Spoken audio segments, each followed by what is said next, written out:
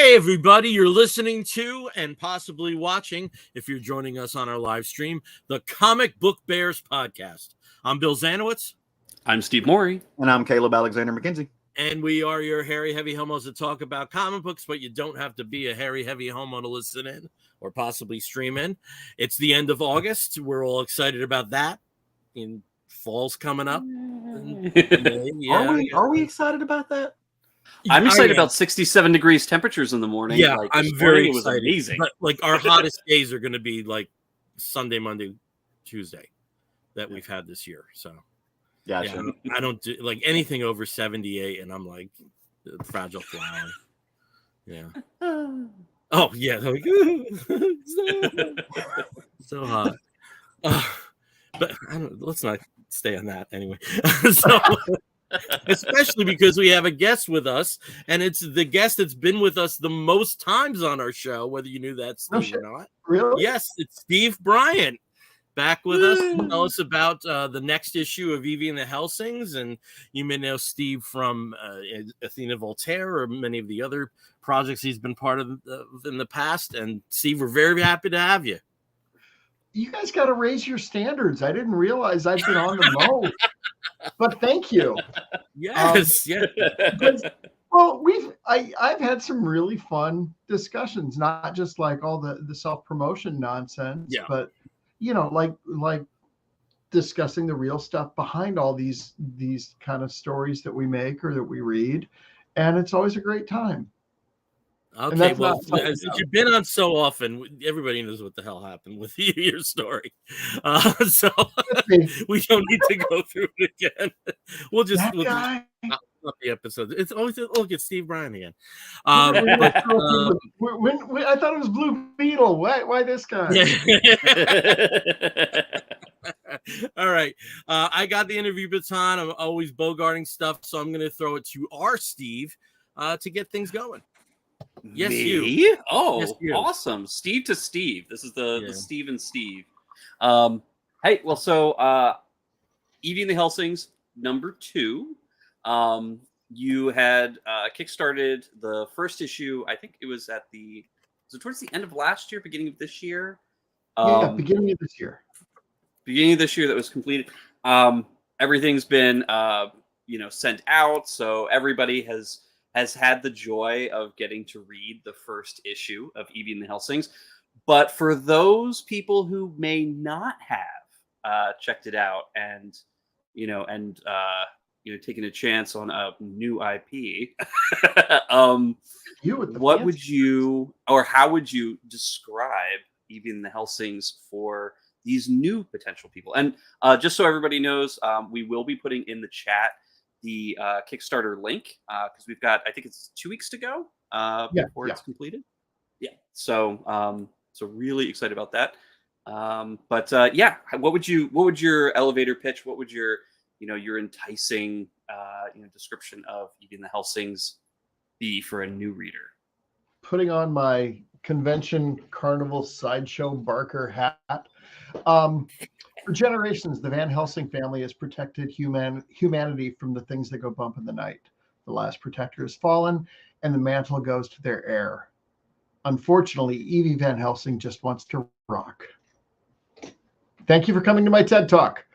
But yeah, that's pretty much it. It just we're looking at the archetypal monster hunter, and I'm a sucker for legacy heroes.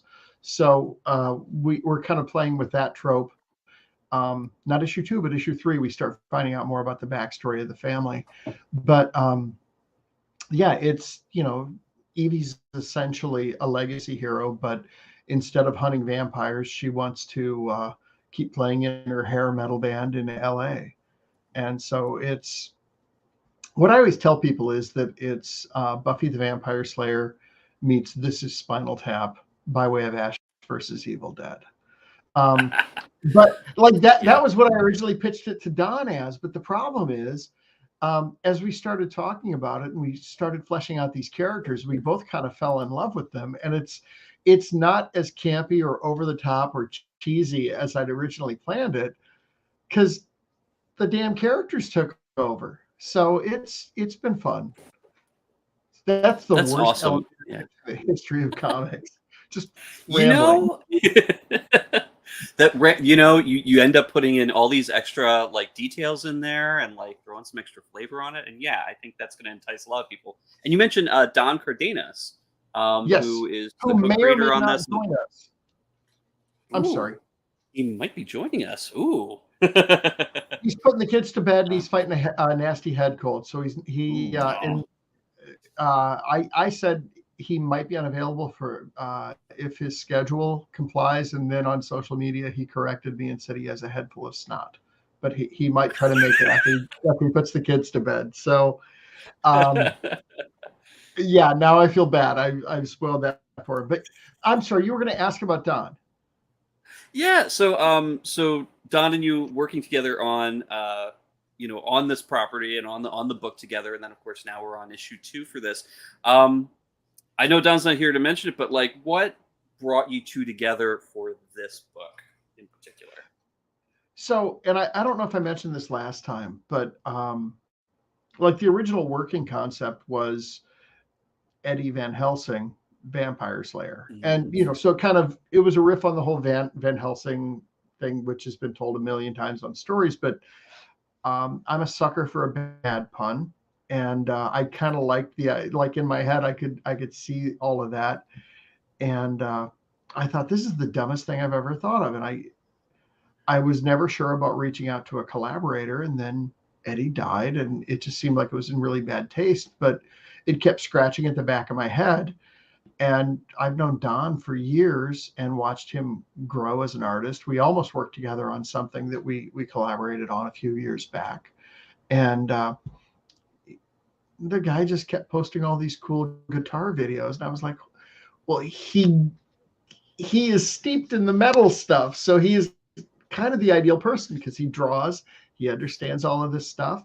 So I sent him a text and I was like, I've got this idea. It may be the dumbest thing I've ever thought of, or it may be really cool.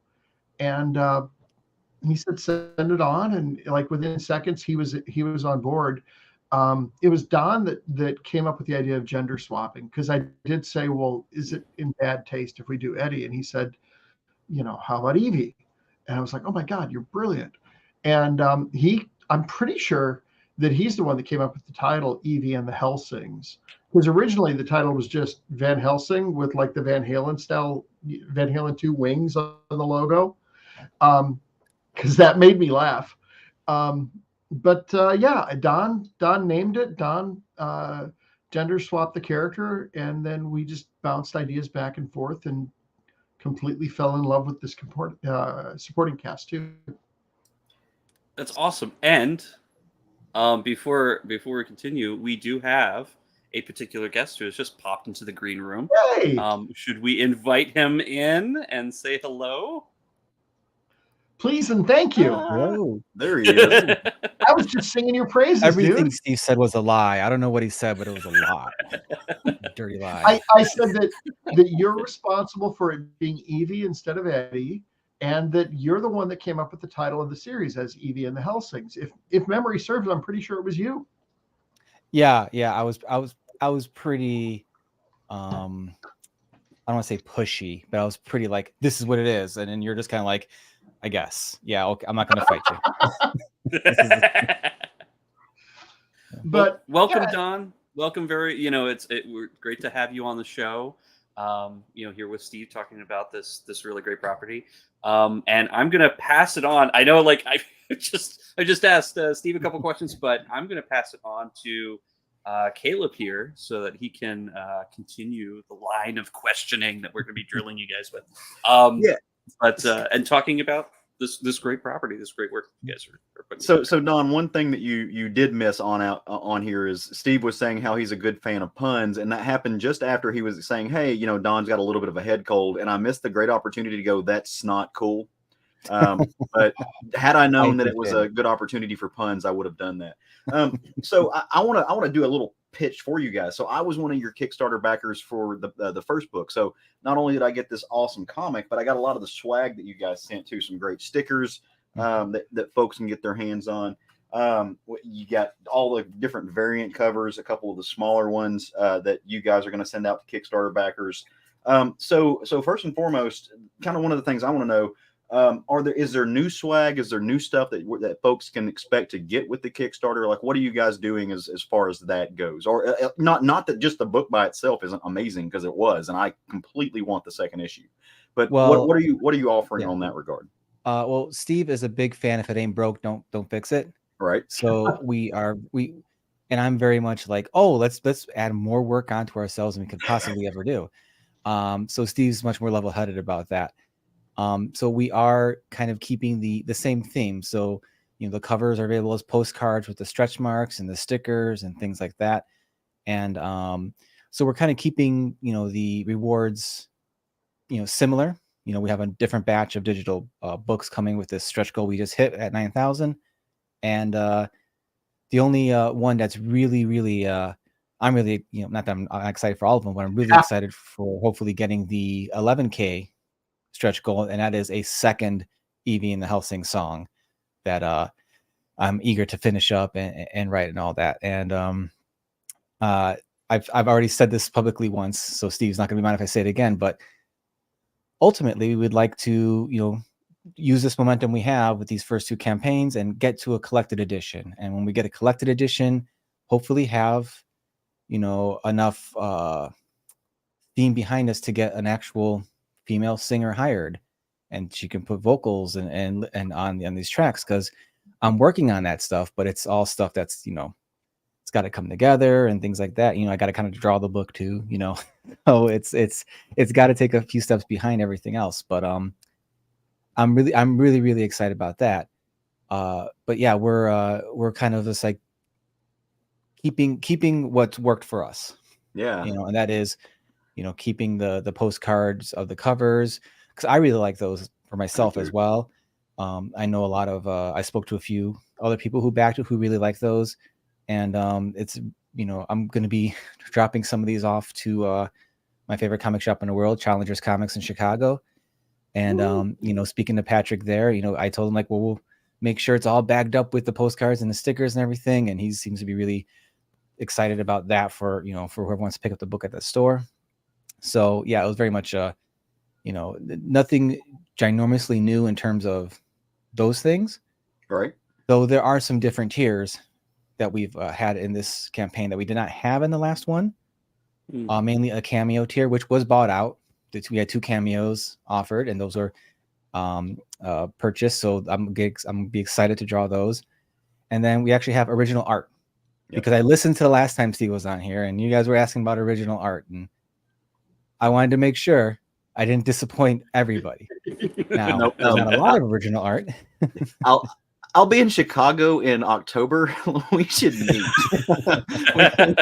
You should let me come souvenir shop out of your portfolio. Because, and I'm not joking about that. I love your art and have for a long time, and I think you're a phenomenal artist. And actually, kind of like Steve was mentioning earlier, I actually got to know you through kind of a pseudo introduction through our friend Wendy Freeman, who we name drop on here as much as possible. But she didn't, she said, "Hey, I know this cool comic artist who also likes some of the same music that you do. You should check it out." So that's actually how I came to you, was being a fan of some of the same similar music and some of your bands and stuff. So I love that, and would love to in October to actually come and like meet you. We can talk tunage and all that kind of fun stuff. But yeah, if I can make it happen, I certainly will. Oh, absolutely. And no pressure on that. But I was going to ask, so I know a lot of artists, while they are working on, just any kind of book, whether they're talking about a big 2 book, superhero fair, real life, whatever, they listen to a lot of music. And with a comic like this that is so steeped in music, what are you listening to, or do you listen to music while you draw? But like, can you talk about some of maybe the musical influences that you pulled from to kind of help create these characters? And Steve, pitch in too. I want to know if y'all have like solid feelings about Van Hagar, so where do you guys come from with that? What are you listening to while you're creating a book about music? I could probably go way too long on this, so I'll let Steve go first. On the subject. I don't mind Van Hagar at all, and I know I'm usually in the minority with that. But you guys ever see the movie Fanboys? Yeah. The bit when they get in the van and they're looking through Hutch's cassette collection, and they said, all you have in here, and Bill's going to kill me for this, all you have in here is Rush. Where's your variety?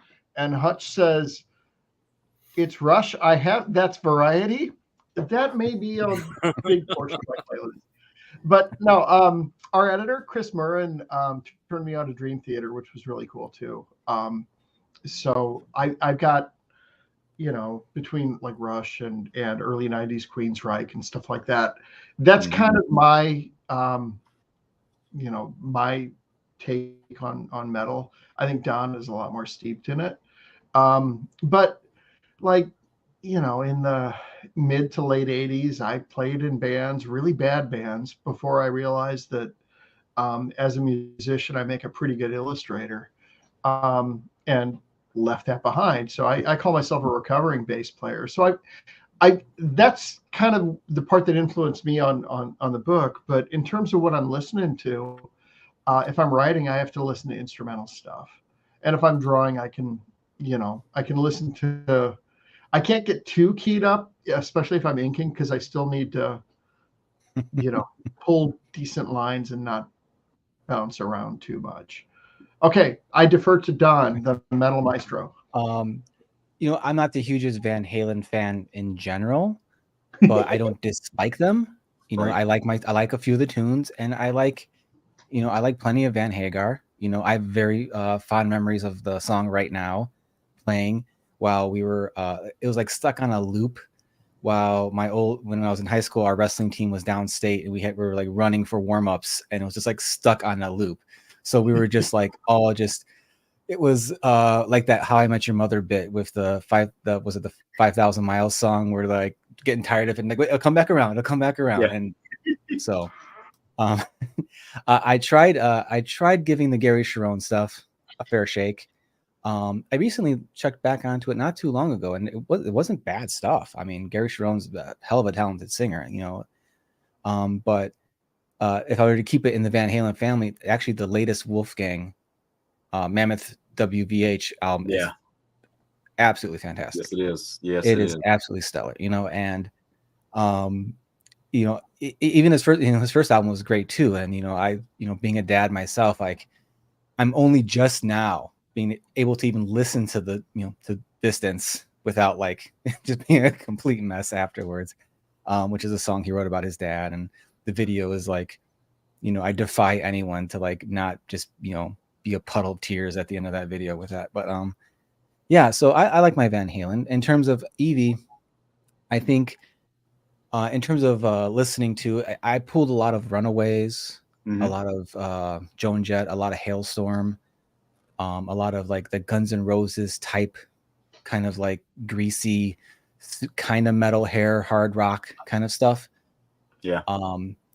And the funny thing is, when I'm working, I don't get a ton of time to like sit down and put headphones on and work unless it's late at night, or now that my kids are back in school, a couple hours during the day. And even then, it's not really a lot of music lately. It's mainly like YouTube videos or things like that, just to kind of have background noise on. I find I listen to music most when I'm doing like layouts and things like that. And that tends to drive a lot of the a lot of what I'm thinking when I'm doing that, and it didn't, I don't have to have instrumentals on or anything like that. And it could really be, it's funny because I end up drawing the most like gross, bloody stuff when I'm listening to like Tegan and Sarah in churches. And, and then I'm drawing like heartwarming, scenes between people, and I'm listening to like, symphonic deathcore, it's just, it's just, I don't know why that dichotomy happens in my brain, but nothing says love like Dimmu Borgir. Nothing says love like that, man. I love it. There's a recent band called Orbit Culture. Yep. Who I absolutely adore. I love that band so much. And they're a band though I can't listen to them outside of the gym, just because they work so well in there. Like I don't want to get tired of it. Like no, I found this. I can hold on to this for now.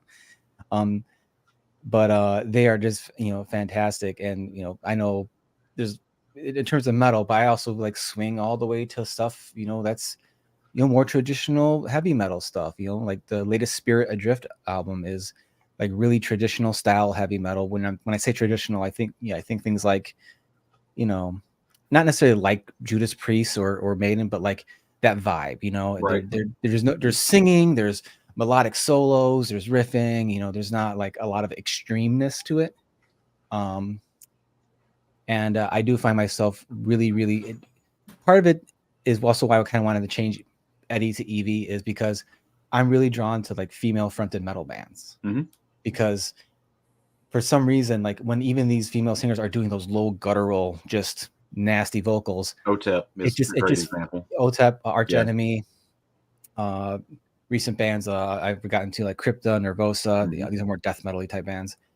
But stuff like Spirit Box, where they also do really great clean singing, but also like just killer lows. And because I feel like when women do that, it feels more justified because so many male vocalists now they do the low thing, but it's just like I'm doing the low voice. I'm doing the thing I have to do. There seems to be more behind it, and there's plenty of male singers who sing with that kind of like intensity that I enjoy, like Joe Duplantier from Gojira. I actually don't know his name, but the lead singer of Orbit Culture and guitar player, he does that. Like they have that pain behind them, or that emotion behind them. So I feel like Randy Blythe fits in there a little bit as well. Yeah, exactly. He does that really well. So he puts I'm it sorry. out. Go ahead. I didn't mean to cut you off. No. I'm done. I'll keep going. Just go. Move along. Can I interject one thing? Yeah. Before Don got here, Steve asked me what made Don the right person for the job. You just heard. Right. Right there. Yeah. Super drawing and super depth on the subject matter. So yeah. Okay, I'll shut up now. So I do have to mention we have some people here in the chat who are ringing in. So we've got John Runyon joining us, Comic Book Bears Assemble. Thanks a lot, John. And going back to one of the covers from the first campaign for issue number 1, the Tomb of Dracula style cover is everything. I love that. Yes, we all do, John. It was awesome. We had Dan Bryant joining us, or maybe not joining us. Dudes, I'm at my kids' back to school night. Stop the show until I'm done. So, of course, we're going to have to pause. We'll wait here, wait until he gets back, and then we'll be good. And then, of course, our friend Sean Westhoff here. Did someone say we're starting a band? Who said drummers could come within here? Exactly. Well, and then here, if only Don had another show where if only there was somewhere else I talked about metal all the time, some sort of podcast or something, or newsletter that's available where I talk about these things. You like beverages, Don? We definitely need to pitch it. So. Oh, by the way, one other thing. Much love to Wendy. Yep. Yeah. Absolutely. Always. I'm super excited to get to see her in October. I'm hitching a ride for reasons, but that's one of the first places I'm going, just to give her a big hug. I want to take kind of that same similar question though, if I can, and kind of flip it, because we talked about the music aspect, but so much of the book it's Van Helsing, right? So we're talking about a vampire slayer and Dracula. So, and we may have talked about this a little bit before. I've slept since then, so forgive me if I have, and I don't want to cover old ground, but I would love to hear you guys talk a little bit about that aspect. Like, what are your roots in the monster genre or the horror genre? And specifically, if that's related to comics in some way. I mean, I've got a shelf full of Swamp Thing, Man Thing right down here. We talk about Tomb of Dracula. Where did each of you kind of get on the boat, so to speak, when it comes to like horror? Is it a film-based love or just kind of multimedic? Where does that come from? You start, Steve. You want to go first? You want to go first? Okay. You oh, what's that? I said you go, because I'll probably. Okay. Well, again, I'll probably ramble on, so feel free to cut me off. When it comes to like this, like general like monsters and stuff, it's way back when. But if I had to put down like my canon event, so to speak, Monster Squad. Oh, nice. That was the one that did it for me, because it had all the monsters and legitimately the best creature design for the creature, not the creature, Black Lagoon. hands down my favorite. But I do, I have, the Blu-ray box set of all the old school black and white Universal monsters. I love those. I grew up with those. I just love monsters and horror, and it's really kind of funny because I grew up, I'm going to be, 41 on Sunday. So I grew up right in that prime time of like everyone who slipped the cable guy an extra $50 got the hot box, so you got all the channels. And I was just unsupervised enough to be up all night watching whatever schlocky horror movies were being played on HBO and Cinemax and Showtime and whatever. So my love of horror and all that tends to be just like the real, like, B movie kind of just gore and, the Evil Dead kind of stuff and all that. And my wife, who also loves horror, but she loves the paranormal stuff, like, like The Omen and The Exorcist. And that's the stuff that makes me fall asleep. So it's like we're trying to find our happy medium there. But that's the kind of stuff that really drew me in. And I was never a huge fan of vampires, to be honest. Just because I just didn't like the whole thing. And I realized it's the romantic version of vampires I don't like. I like the down and dirty vampires. I like the 30 Days a Night vampires. I like the Blade 2 vampires, where they're just nasty little fuckers and they're just like, sorry, they're just gross. But when working with Evie, I felt like, well, maybe we can do both. So I have a lot of headcanon for myself that is we have both kinds of vampires. We have the more kind of trollish looking, nasty little guys. And then we have, our more refined, quote unquote, sexy vampires and stuff like that. So, and, they can kind of go in between and all that. So that's where, I felt like, okay, here's my into this. And I really, Steve just let me go. Steve's just like, is this our vampires? Okay, cool. Yeah. So you're more Lost Boys than Interview. Steve, where do you land on that? Which one do you dig? Oh, if we're talking vampire movies, especially from the 80s, there's only one correct answer, and that's Near Dark. And that's a hill I will die on. That is a good one. That we'll give that one. Bill Paxton, Lance Henriksen, the most quotable vampire movie of all time. There's another one. Yeah. What? What was it? It was with Bruce Campbell. I think Sundown or something. They made like synthetic blood. I remember, like, I've seen it's like one of those movies where you think it's a fever dream, and then you realize, oh, this was an actual movie that existed. And this isn't like a Sinbad Shazam thing. This movie actually exists. I had to look it up. I'm like, oh yeah, it is. And I'm reading a synopsis. I'm like, this sounds kind of familiar, but like in my head, you just have those things. And I've, one of the kind of rabbit holes I've been going down with are these horror YouTube channels where like going through these old movies, like places called like Good Bad Flicks and a few other horror channels that just kind of bring up all these older movies. And I'm seeing these things. I'm like, oh my God, I actually remember I saw that. Like I couldn't tell you anything before that, but I'm seeing this, like, oh God, this is familiar. Like it's almost like because my memory of my childhood is real crappy. But then I see these things. I'm like, oh man, I watched a lot of terrible.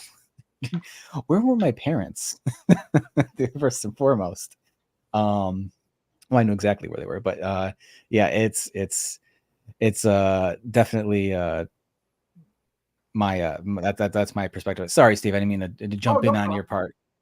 So no, I guess my monster origin story. As a kid, I'm a tad older than Don. No, I grew up like with the Universal monster movies being on like the late night Friday night. There wasn't a horror host, but it was Central Illinois. They ran these things because they were cheap. I think it was like the ABC affiliate. So I saw The Mummy, and Creature from the Black Lagoon is still my favorite Universal monster movie. So I saw all that, but growing up in the 70s and 80s, just seeing the commercial for The Exorcist on TV freaked my shit out way too much, as a kid during that period. So horror wasn't really safe for me.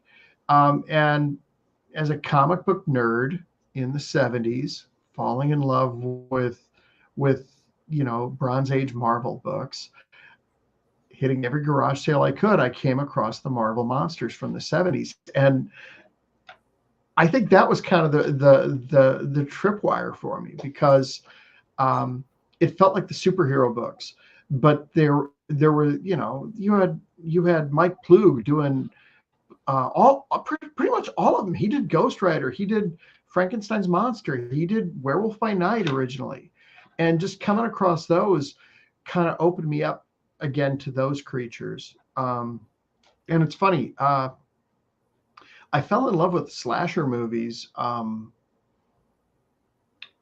guess around like the early 2000s. I had avoided them when I was in high school. It was like the early days of being separated and newly divorced. I had a 3-year-old kid at the time who I would see every other week. We would do entire weeks. But I was really bummed out when I was alone. I would just sit and draw comics. And I was drawing on one of the weeks when she wasn't coming over. I was drawing comics. I had AMC on back before they discovered The Walking Dead, but they would do horror marathons. And I watched every Friday the 13th movie back to back to back to back to back.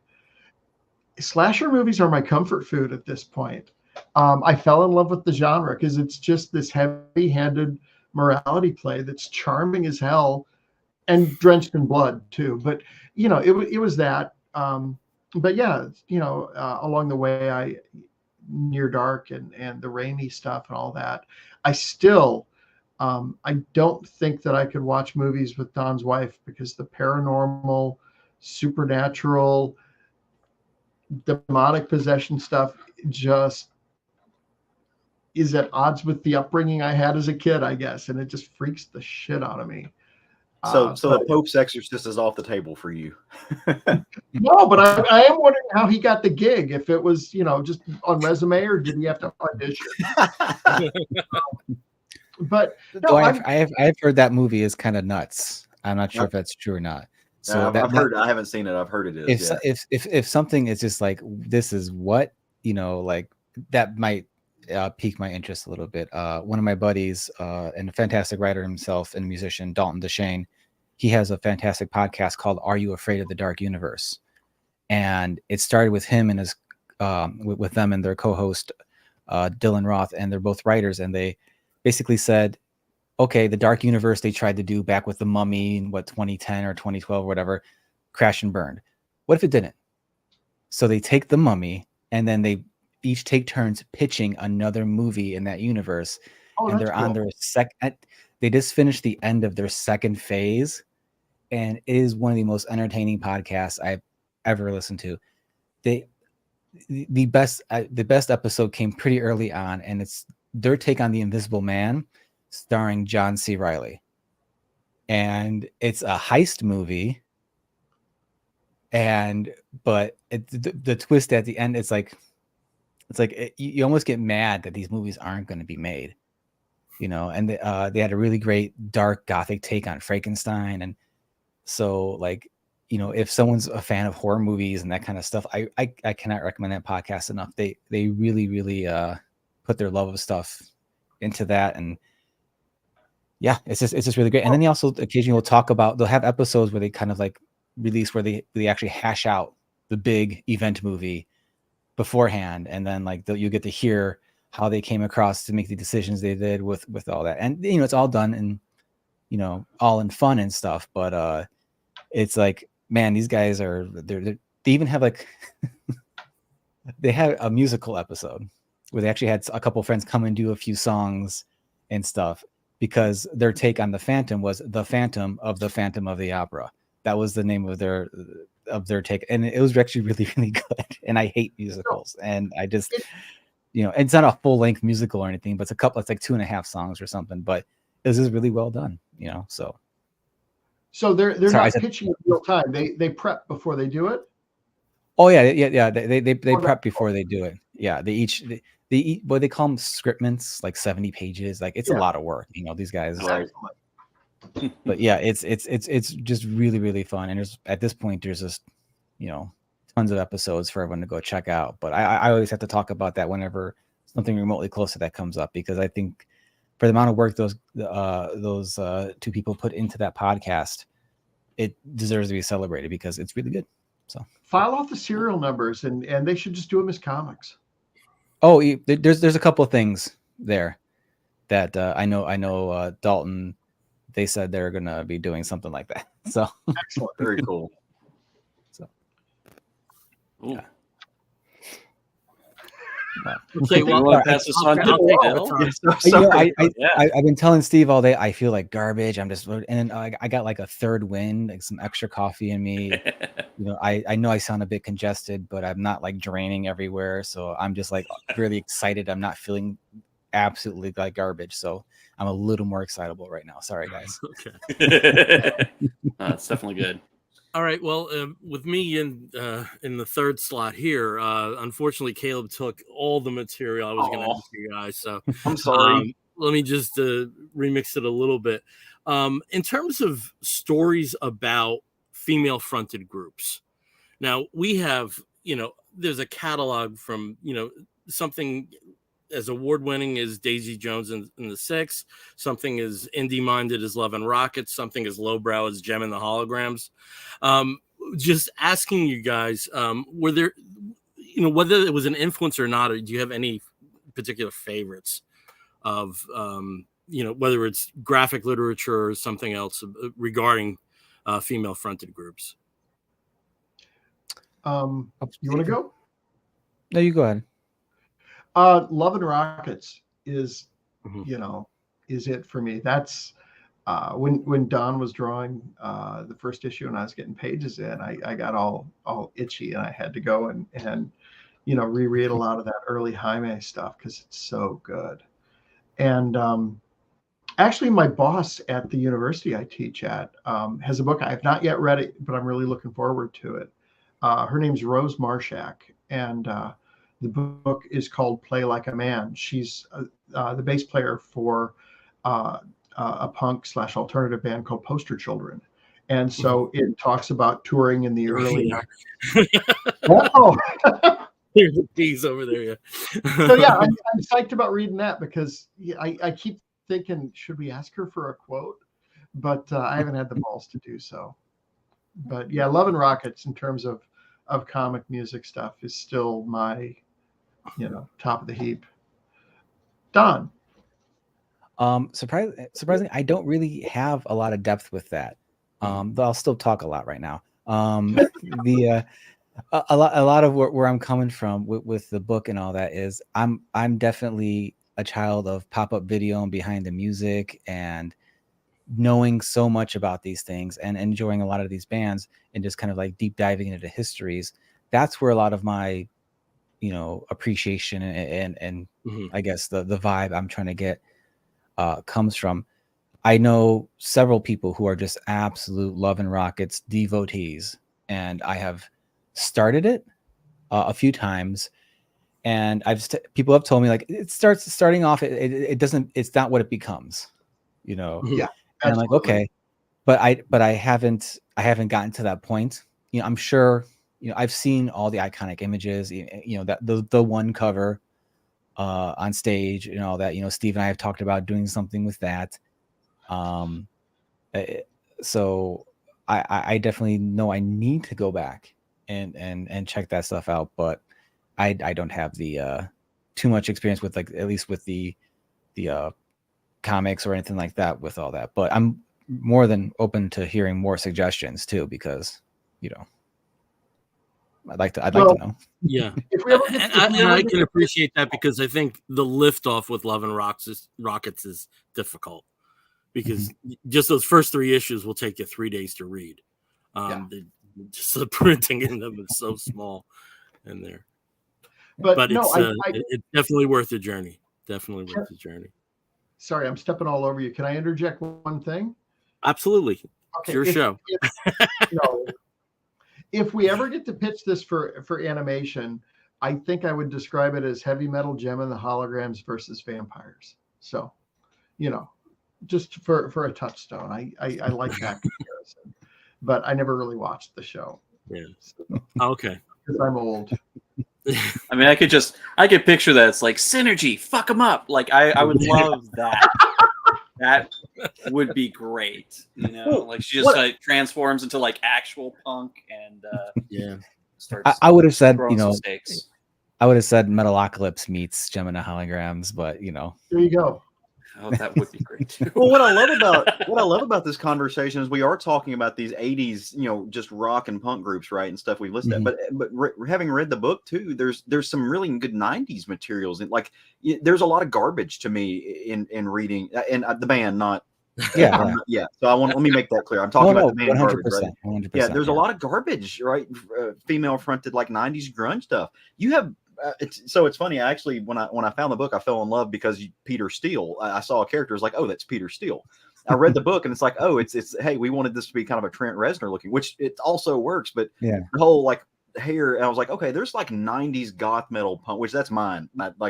Me and Typo Negative are all day long, right? And so, but there's that 90s feel to it too. I mean, I know we're talking about glam rock, and I know like it is based in that Gem and the Holograms, and the seeds of that are there, but you guys also treat it respectfully, right? Like you're not trying to do a Steel Panther treatment of that era either. No. So I really do appreciate that. Yeah, it's the character you're referring to, the goth guy, Lazarus. There's a real fun short story I hope I get to write and have one of my friends draw for something involving him, and a lot has to do with the decisions I've made in terms of depicting him. I'll just leave it at that. But when it came to like just like filling out all of the other bands, that's the most fun part. Mm-hmm. It's like, okay, first of all, like when I was in the first issue, there's a scene where they're kind of backstage and there's all these posters and stuff. First thing I said is like, who's got a band? Who do I know has got a band? Send me your logos, send me your names, whatever. And it's filled with people's bands, their logos, even like the crowd scene right before the big concert towards the end of the first issue. People are standing with their t-shirts, like the logos on there are from my friends' bands. And it's the fun of that, and then also making up band names to put in there. I recently had a thread on Twitter where I was kind of going over all my favorite fake band names that I put on there. And then I'm really looking forward to just like putting in more of my friends and fellow creators who I know are musicians too, as bands as we come across them and all that. Patrick Brower from Challengers Comics, he's a metal singer. His brother George also sings, and they have their nephew Parker did a lot of stuff for their YouTube for reviews and stuff. And I told him, like, you guys are going to be a 3-piece trio called Tower of Brower, my buddies Gavin Guidry and Gavin Smith, fantastic artists. I have a band involving them, Gavin and not Gavin. So I just need to find out who's not Gavin, and of course our mutual friend Wendy, she's going to show up, of course. Our buddy Dave Jordan, I'm going to toss him in there too. Steve and I are going to show up at some point. I don't know if I'm going to do 80s mullet denim Steve,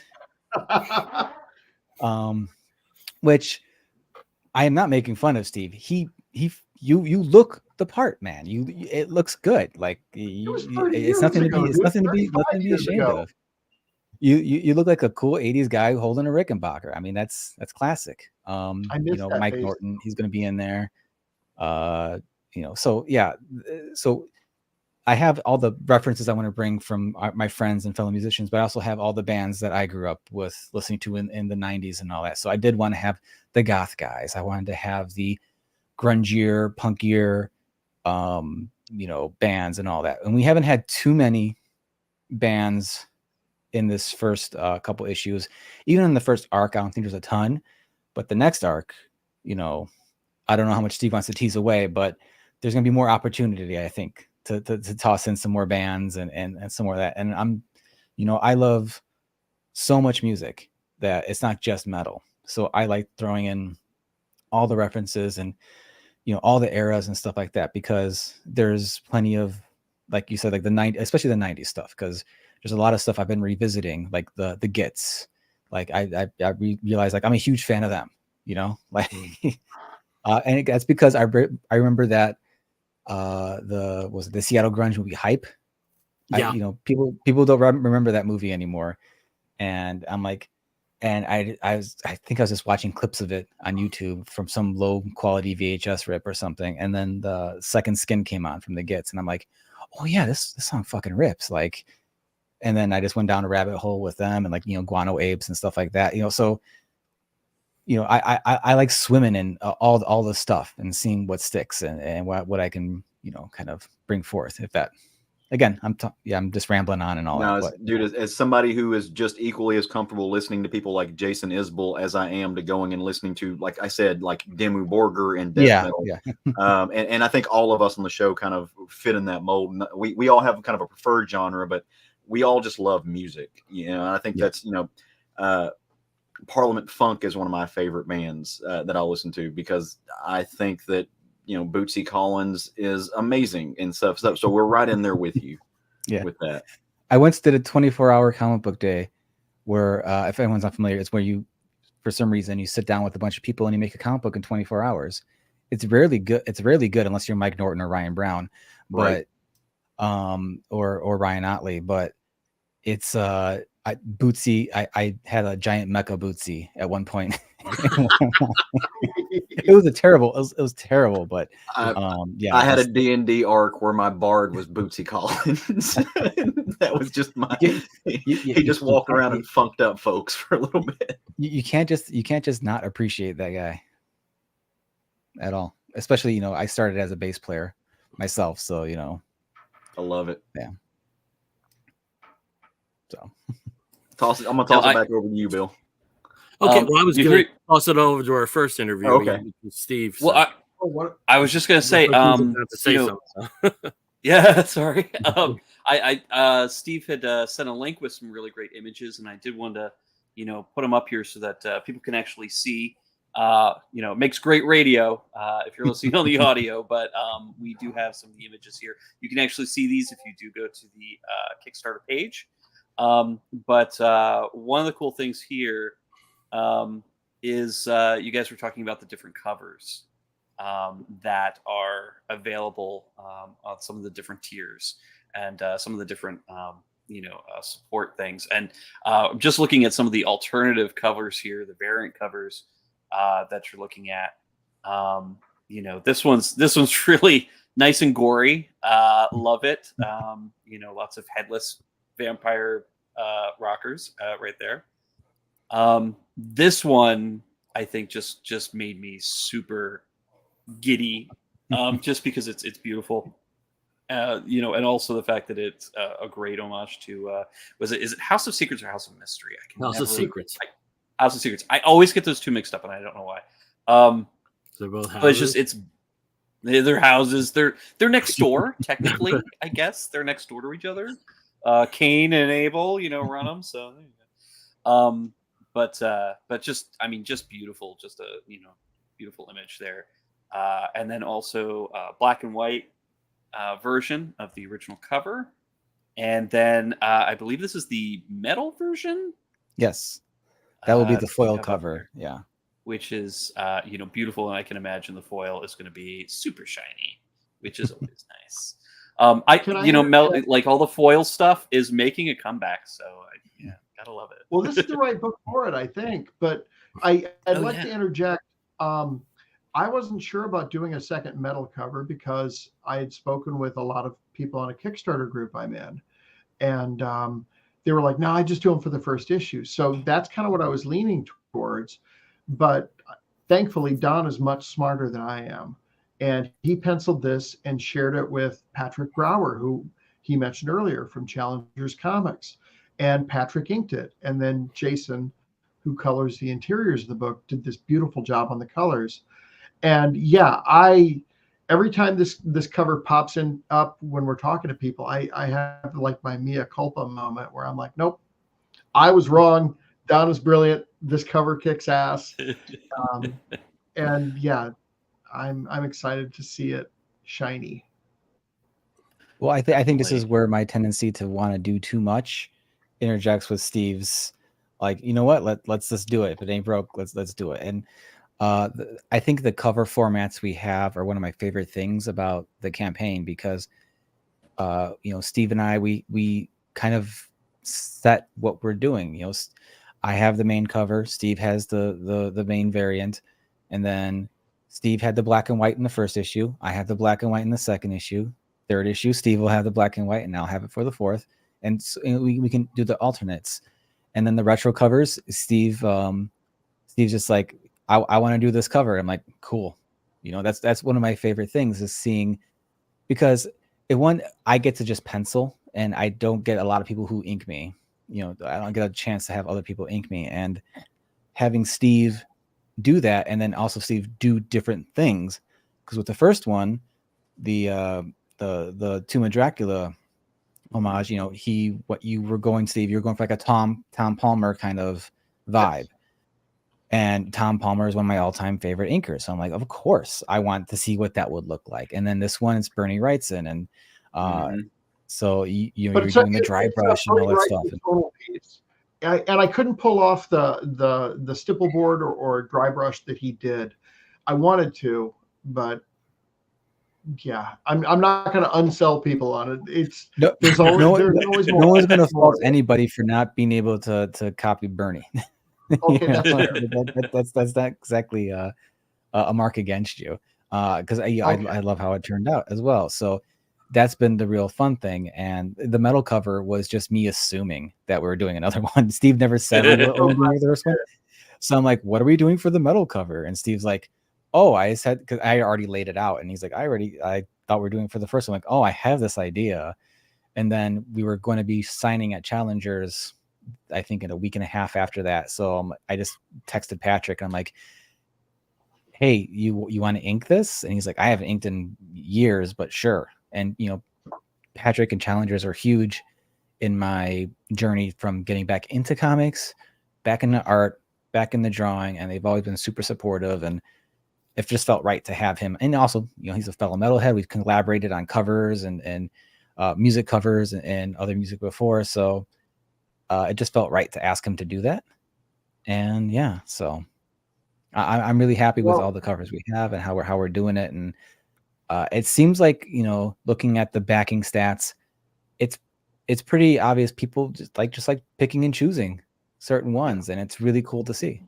So, well, a fun fact on the homage cover, speaking about Patrick, over the vampire's right shoulder, you can see a poster in the dressing room. Mm-hmm. And that is posterized from an issue of Hack Slash, where they introduced the band Acid Washed, which I believe featured performances from Patrick and Mike Norton. So and Crank, that's right. So yeah, that was my ham-fisted way to get them into the book. Awesome. We've got John Runyon here. I'm so happy right now with these covers with a whole bunch of emojis. Awesome. Those kids these days and their emojis. But yeah, and so I mean, again, covers are amazing, but let's look at the interiors as well. I do have the selection of the interior. So this is the A cover.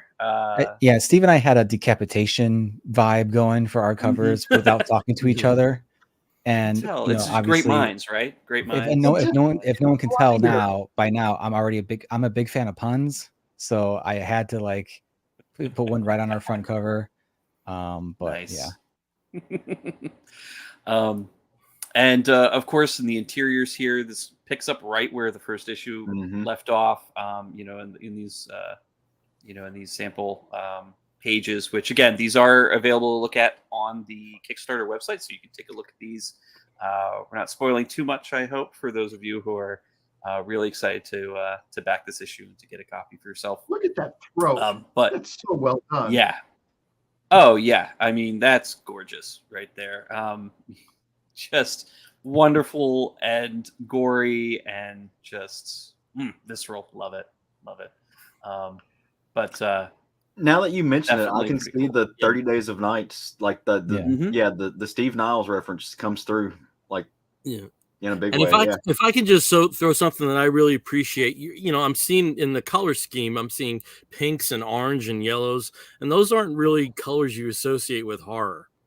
So No. it's nice to see something like that. Yeah. Jason Millay, who colors the book, is a freaking madman. He's brilliant, and I'll say this in every interview, every chance I get, he elevates everything he works on.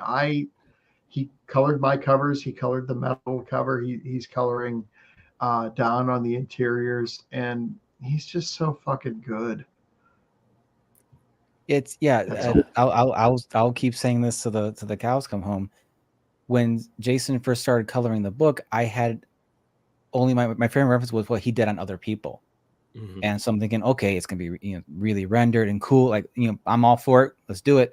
And then he sends me the pages, and it's not that there's not any rendering on there, but it's all about the vibe. It's all about the mood. And he is just killing it every single time. And it's, I try not to think about how talented of an illustrator he is just to begin with, because he's an amazing illustrator. He's insane. And he's him coupled with Steve. I'm like, and I'm drawing my pages, and I'm like, they're going to the ones that are going to get to stare at it afterwards for hours, flatting it and coloring it. And I'm like, man, I hope they're having fun. But yeah, it's definitely. And actually, in this page, I did drop a note, a little hint, a little Easter egg. On the very last panel, there's an awning with a name. Yep. I don't know if you guys are very familiar with the artist Tyrell Cannon. Yep. He's a buddy of mine, the Chicago guy, fantastic artist. His new book, The Schlub, just came out. And I just messaged him. I'm like, I'm gonna put your name on this awning here, and in my head, this is a male strip club. So you're in this universe. There's a male strip club named Cannons, and it's gonna be. He's like, awesome. I'm like, all right. I've got. I mean, that is a good name for a strip club there for a male. It really is. I've got an amazing Ultron that Tyrell did for me. That is, he's phenomenal. And dude, his so I've said this on the show before. I'm a total slut for Zipatone, right? And so for his commissions, he'll put Zipatone into that, and it just works. It's chef's kiss, man. It's so good. Yeah, I that's definitely something. I've played with it a little bit here and there, and I really love it. Yeah. But I'm also like, commissions are the one thing where I'm like, I'm trying to change my thinking about it, because I spoke to a lot of people at C2E2, fellow artists, and when I was getting back into art and doing commissions and all that, a lot of commissions people liked and loved were like the heroic pose, or like the two people kind of locked in battle. And now it's like, I think Daniel Warren Johnson just kind of ruined it for everybody. By saying like, no, you can do a whole like scene, make the vibe, and people will absolutely love it. And I'm seeing that more and more with commissions. Not that they're all not awesome images and really well done poses and stuff like that, but it's the overall. So you can have Spider-Man this big on a giant paper, but if everything else around it is making you feel Spider-Man, there you go. So that's something I'm really looking forward to tackling with these next rounds of commissions I'll be doing for the Kickstarter. Just kind of if the time comes, depending on what people ask for. But and trying to toss some Zipatone in there, because I have some pages left to use, and I got the little proper way to put it down and all that. I'm just gotta not be scared to do it. The thing about DWJ is he'll just give you a shot of the Death Star, and he'll be like, "Look at this really great Darth Vader commission I just did." It's just the like, Death Star. Where is he? I mean, it looks great, but where is he? Right, it's beautiful, right? Window. He's riding on top of the TIE fighter. Oh, I see. Yeah, it cracks me up. Yeah, no, but dude, I love it. Yeah. Yeah. And Tyrell was one of those people who started doing that. And I feel like that actually took his art to another level. 100%. There's a real specific Batman Beyond commission he did that I brought up to him a few times, like where it was like one of those scene commissions. And I'm like, that's where I saw you go from like Tyrell's good to like, fuck, Tyrell's good. Like, and he's just been taken off from there. So yeah. But yeah, I try not to drop too many references or name things and stuff there, but I can't help myself sometimes, just because I love doing that stuff and I love making this book. So it's just all. Well, but that's the texture of comics that we know and love, right? Like I love opening up a Spider-Man book and seeing like Ditko Avenue or something in the background, right? Like that's awesome, right? That's what you want. And so Yeah. I like that because it's a nod to the people who know. And comics don't have to be for people who are just steeped in comics culture, right? They're for anybody should be able to grab a comic and pick it up. But for those of us who have read it for years and who look at it academically, or it's such a large portion of our lives, like I want to see a nod to Howard Cruz in a queer comic, right? Mhm. Like I appreciate that and enjoyed that. So I knowing Tyrell just by the wayside is that's funny. Yeah, it's I feel like if you're not doing that, like, are you like, why aren't you fun with it? that? Yeah, you gotta have fun with it. Like that shows me that the artist is enjoying what they're doing. They are having a blast with it. And you guys haven't seen these pages yet, but there's definitely more in this issue, especially to our bud Mike Norton and his book Rock Gods of Jackson, Tennessee, which is phenomenal. Excellent. It's a phenomenal music book. It's like one of the best coming of age 80s movies you've never seen, plus mutant wild boars at the end. Like it's just nuts. It's great. But there's plenty of nods to that. And then I've also enjoyed putting my friends who are musicians as names of instruments. Instead of Marshall amps, I have Dewey amps for Benjamin Dewey. Instead of there is a brand company called Crank, but it's with a K, and I made it with a C for Chris Crank, the letterer, and collaborated with Mike Norton on the Crankcast, a podcast I've been listening to for over a decade now for some reason. And my buddy John O'Deener, who's a fantastic drummer, co-owner of Rootless Coffee, and also a writer. And I made the drummer who plays John O drums. So it's I'll be dropping in Bryant basses or something in there somewhere. I'm sure. Oh. Okay, we actually do have someone else jumping in. David Hazan, say hello. Hi, David. He's the koala of comics. He's from Australia. Drop bear of comics. Okay, so I know we're fighting the clock now. I can't believe it's already been an hour here. Why don't Steve and Don, if you can, just give us some specifics about this particular Kickstarter, what some of the particular stretch goals are, how long this goes, all that information. I'll let Steve go. Talk too much. Okay, yeah. We wrap up. Today's Thursday, so we wrap up 2 weeks from yesterday at 1 p.m. Central, I think, or maybe it's 2 p.m. Central, so 3 p.m. Eastern for you Eastern folks. And yeah, we've unlocked, or staked as we call it, our first two stretch goals, the postcards and the digital comics bundle. So we've got a postcard of Don's first cover, issue 2 cover. And then the next stretch goal is my cover. The one after that is the song, right? Yeah. And then the rest we're floating around, like it'll either be a sticker or another postcard or a digital comics bundle. And we try to goose it every $1,000 that we get. We want to add something else to the mix.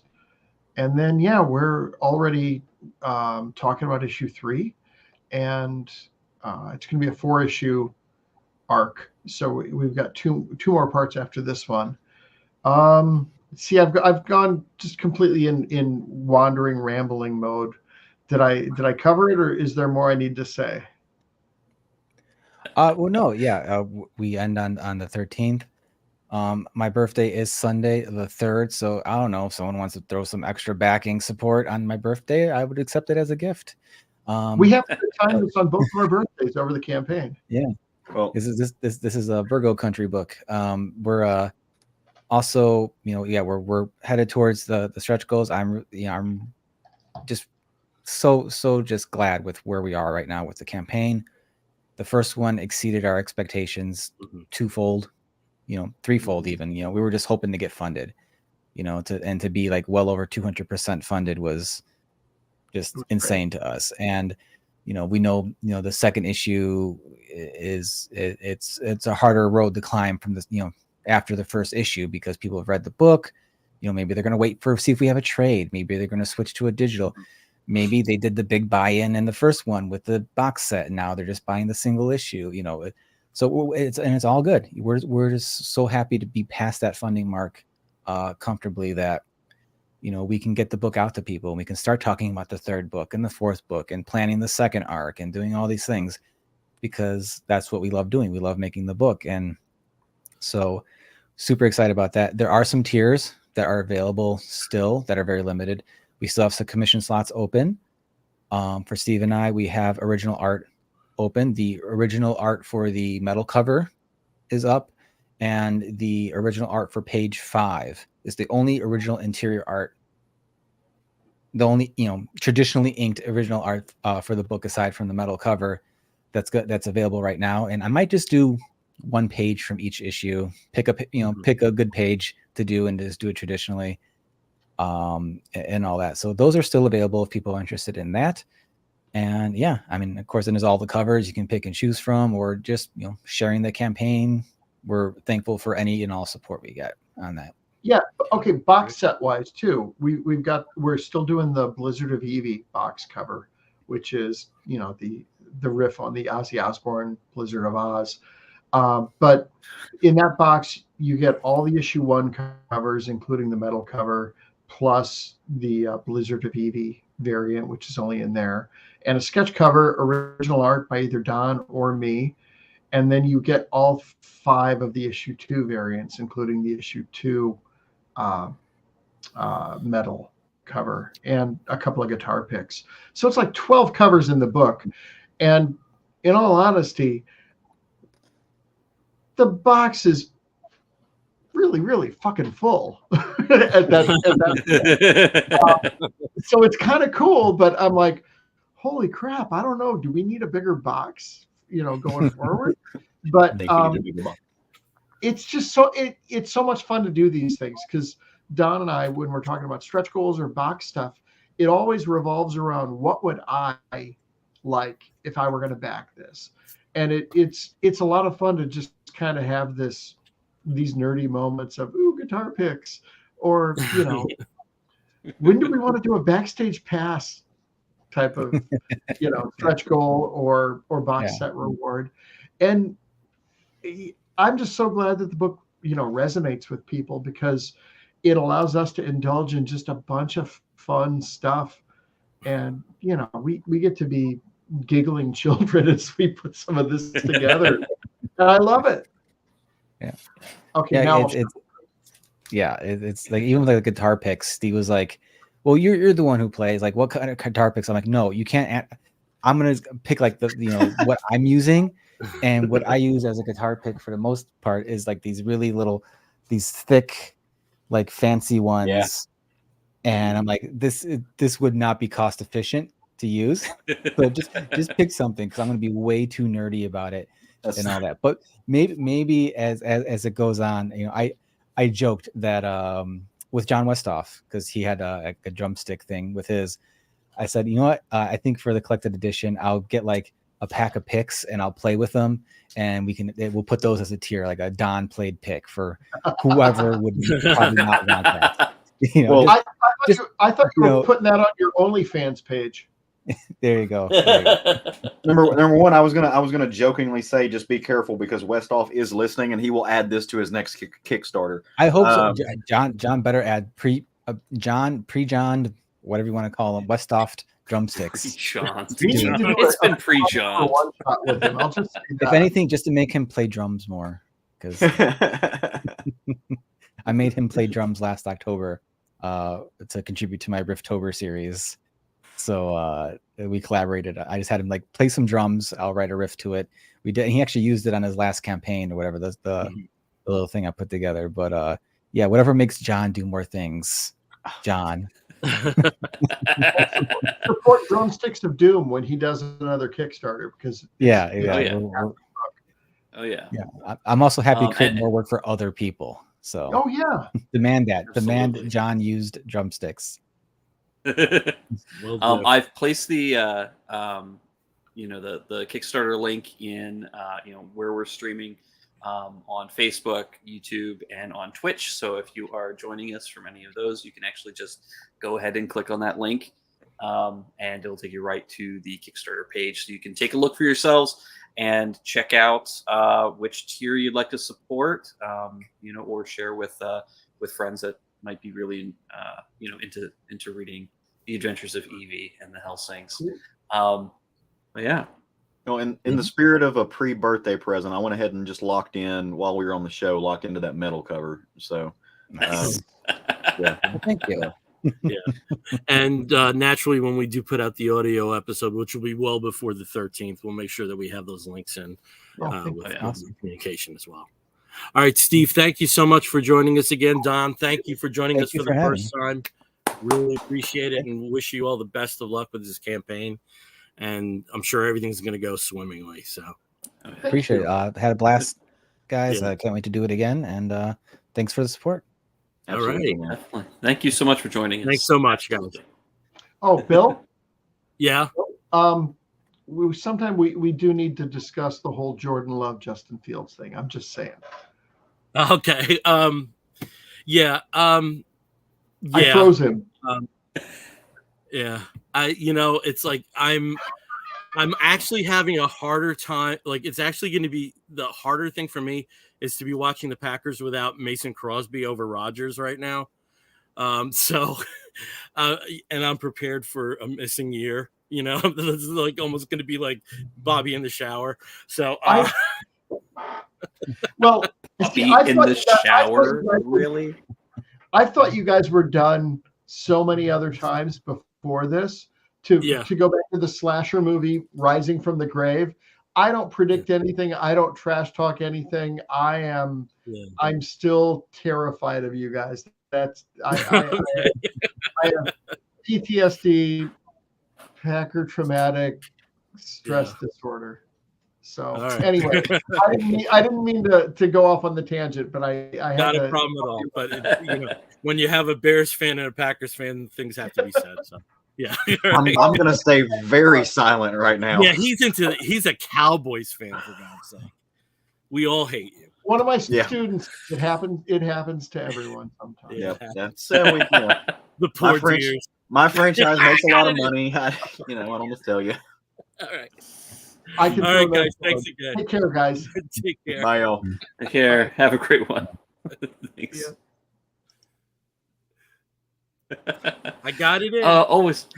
Always fun to have Steve on, and it was great to meet Don and have him on for the first time. So that's awesome. Maybe we can get them back for issue number 3, which I'm sure this one already, like we had said, this one has been funded. It's on its second stretch goal. It's almost to the third stretch goal. So if they come on again, I think we really have to music it up though, and like it's gonna be an all music episode. Maybe do some quiz questions and stuff like that. Yeah. Oh, I would love that. But I love that what we all just like the ground we just covered. Right, we talked about music, we talked about horror movies, we talked about comics, we talked about football, albeit briefly. That's a lot of cool stuff to cover, right? Yeah. Like I love it. And when I talk about this show, that's what I say. I can't say it's necessarily a comics show. Like it's called Comic Book Bears, but we really are a pop culture podcast. And I love that. David sitting here. Don't pretend like he's a Bears fan too. I see what you did there. Yeah. Clever. It's funny though. The one point, my friends Nick Barbarisi and Tommy Johns were talking about starting a face, because we know there's a lot of gay guys that are into football. Oh, absolutely. And we were talking about doing a Packers Bears group, but you can't call it a Packers Bears group. So whether it was like cheesehead Ursine thing or something, so we never got far with it, but you really have to be kind of clever. Tongue in cheek. Because you just can't do it what the obvious thing would be. So no. I'm just like not ready for football. I've watched two preseason games and like kind of just like checked in with the Jets Giants scores as things were going. Yeah, I'm just not ready for it this I don't year. I don't ever watch preseason stuff. I really don't. Like, because to me, like, preseason's great and all, but preseason really does not have any precursor on how the season's going to go. I mean, It's true, but sometimes, I mean, let's face it, that was your only time to watch Manziel and Michael Sams. You know, yeah, I mean, that's that was true. it. Yeah. Yeah, so there are some preseason. Not all preseasons are created equal. Let's put it that Right. way. No, that's fair. Yeah. There's sometimes they just burn off, and then sometimes, and just like that in history with football bears. Yeah, maybe. No, let's call it. Look, if Yeah. we're doing a gay football thing, we can always just float hut in the butt. Like, Yeah, that works. Yeah. Everybody's a tight end tonight. There we go. All right. Well, since we're in the mood to spread out our joy outside of comic books, I guess we're going to be movie bears for the next couple of minutes. So we did want to talk about and there's really movie bears, and go support them. Yep. But we wanted to talk about, as is our kind of thing, when a comic book property is turned into a film, we talk about it. And the one that we're going to be talking about now is Blue Beetle. And that's the 14th installment in the DC Extended Universe. Film was directed by Angel Manuel Soto, and it stars Zolo Maridueña. And I have to say, I've not watched one frame of Cobra Kai, and I really want to now. And other people in the cast, including Susan Sarandon and George Lopez. And we're going to turn it over to Steve because he's so damn good at summarizing what the films are about. So why don't you take it there, and then we'll talk about what we thought of Blue Beetle. All right. Well, Bill, like you said, Movie Bears podcast, go check them out. They actually also have their opinions up in their second to last episode, I believe, about the Blue Beetle. So just a quick summary of this. Jaime Reyes is just returned to Palmera City. Pinged me earlier. Yeah. Okay. Yeah. One big just family. Yeah. One big family. It is family. And that's what this film is about, so go ahead. It is. It's all about family. But actually, interestingly enough, this is all about like mostly biological family, which is very much unlike a lot of the the Fast and Furious movies. This is very much about two families, this movie. So you have Jaime Reyes returns home to Palmera City just after graduating college. And now, of course, he's got to deal with pretty much a financial disaster that his family is mired in. So he's trying to get a job. And through a chance encounter, he actually runs into Jenny Cord, who is the daughter of famed industrialist who is also missing, Ted Cord. And in doing so, he becomes he comes into the possession of the Scarab, who then turns around and possesses him, providing him with untold galactic, cosmic style, possibly powers that he's going to actually have to use to not only protect his family, but also the legacy of the Cord Industries. The original Blue Beetle, and then finally protect the world itself from the evil industrialist Victoria Cord and her plans to use the Scarab's abilities or code to create an army of Omax. So I have to say, I really enjoyed this movie a lot. It's very much I would say very much a family film. So it's really geared towards sort of people being able to watch it together with their families. There's a lot of goofy pratfall type humor. There's some other kind of humor that is more, I think, more on the immature side. But then also there's a really great dynamic that exists with Jaime and his family. With that, everybody who's playing a role, from the parents to his sister. And even George Lopez, who I think is actually in there for sort of like the parents or possibly the grandparents. He has a very distinct kind of humor that kind of comes from the 90s, early 2000s. But I think they all work well together, and I really love the the dynamic that they present. And then, of course, you've got the other family that exists, the Cord family. You've got Ted, who's missing and is not there at all, except in an audio recording, sort of in the middle and towards the end.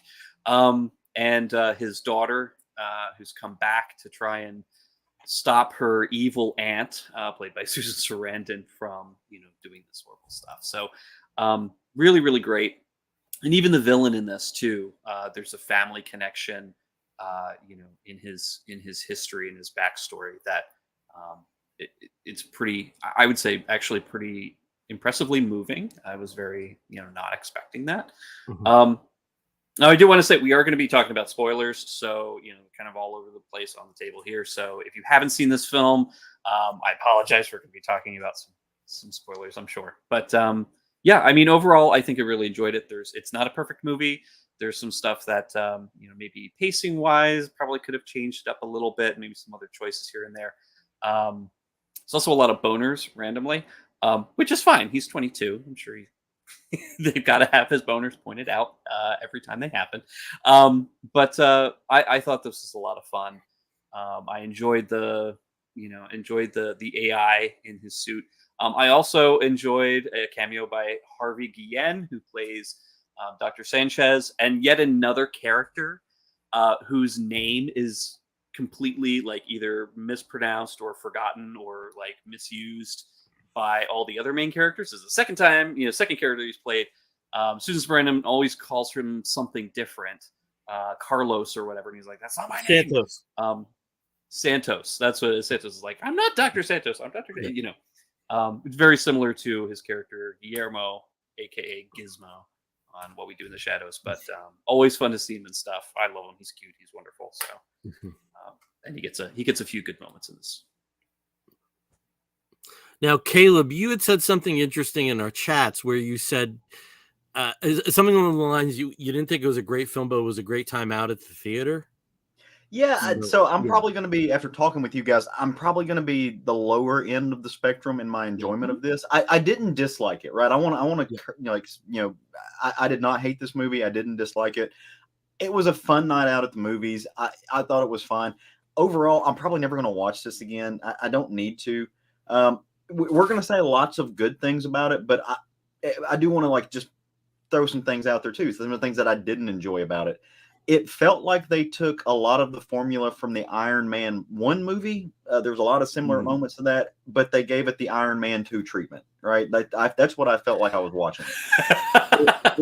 It also felt a lot like they wanted to shoehorn in a lot of Paul Rudd style charm, and they just didn't have the Paul Rudd style delivery to me. It just didn't work out.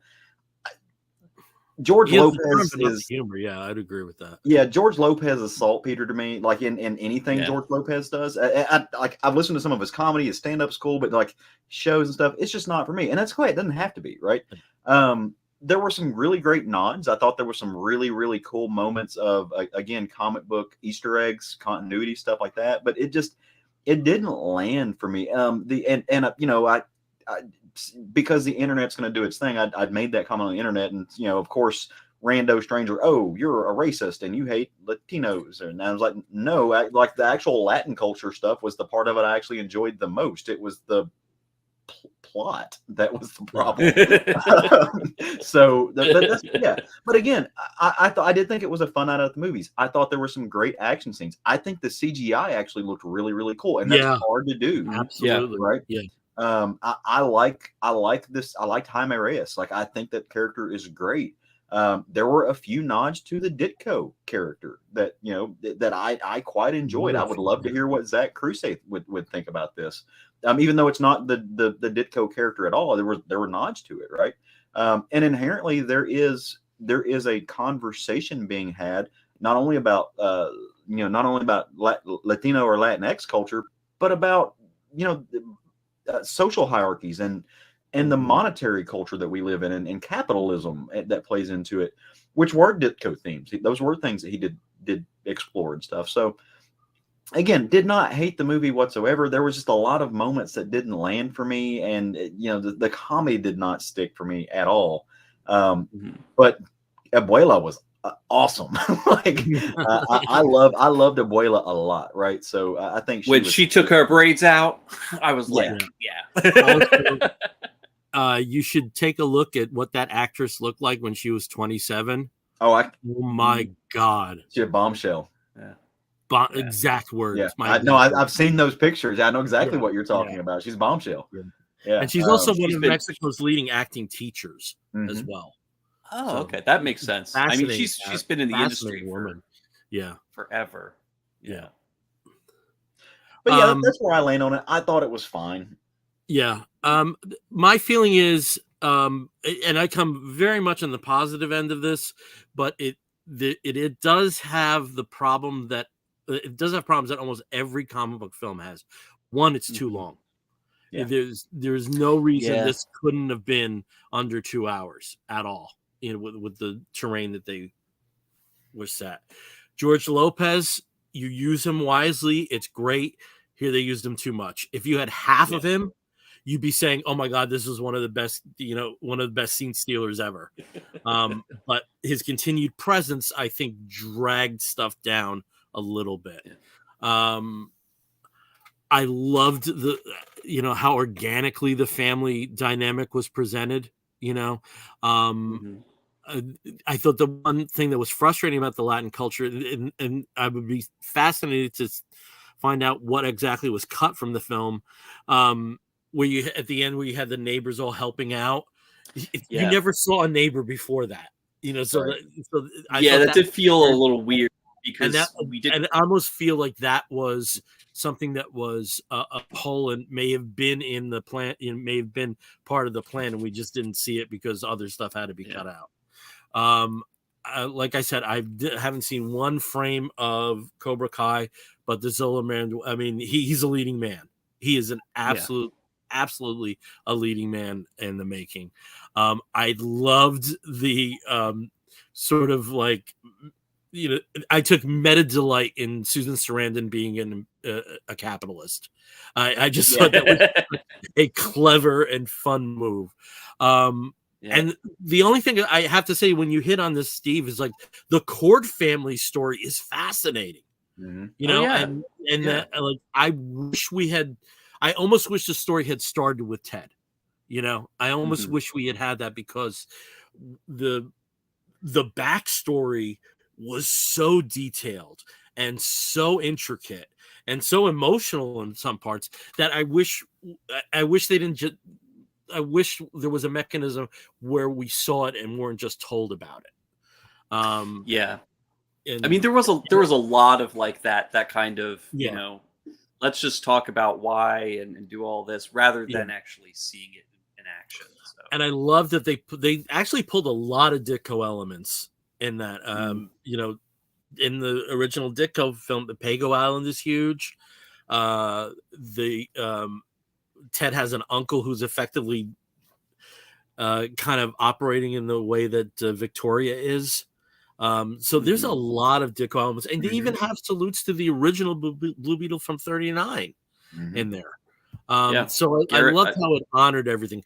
The best thing about the film, though, it is such a treat to see a comic book movie where what is at stake is not the fate of the world.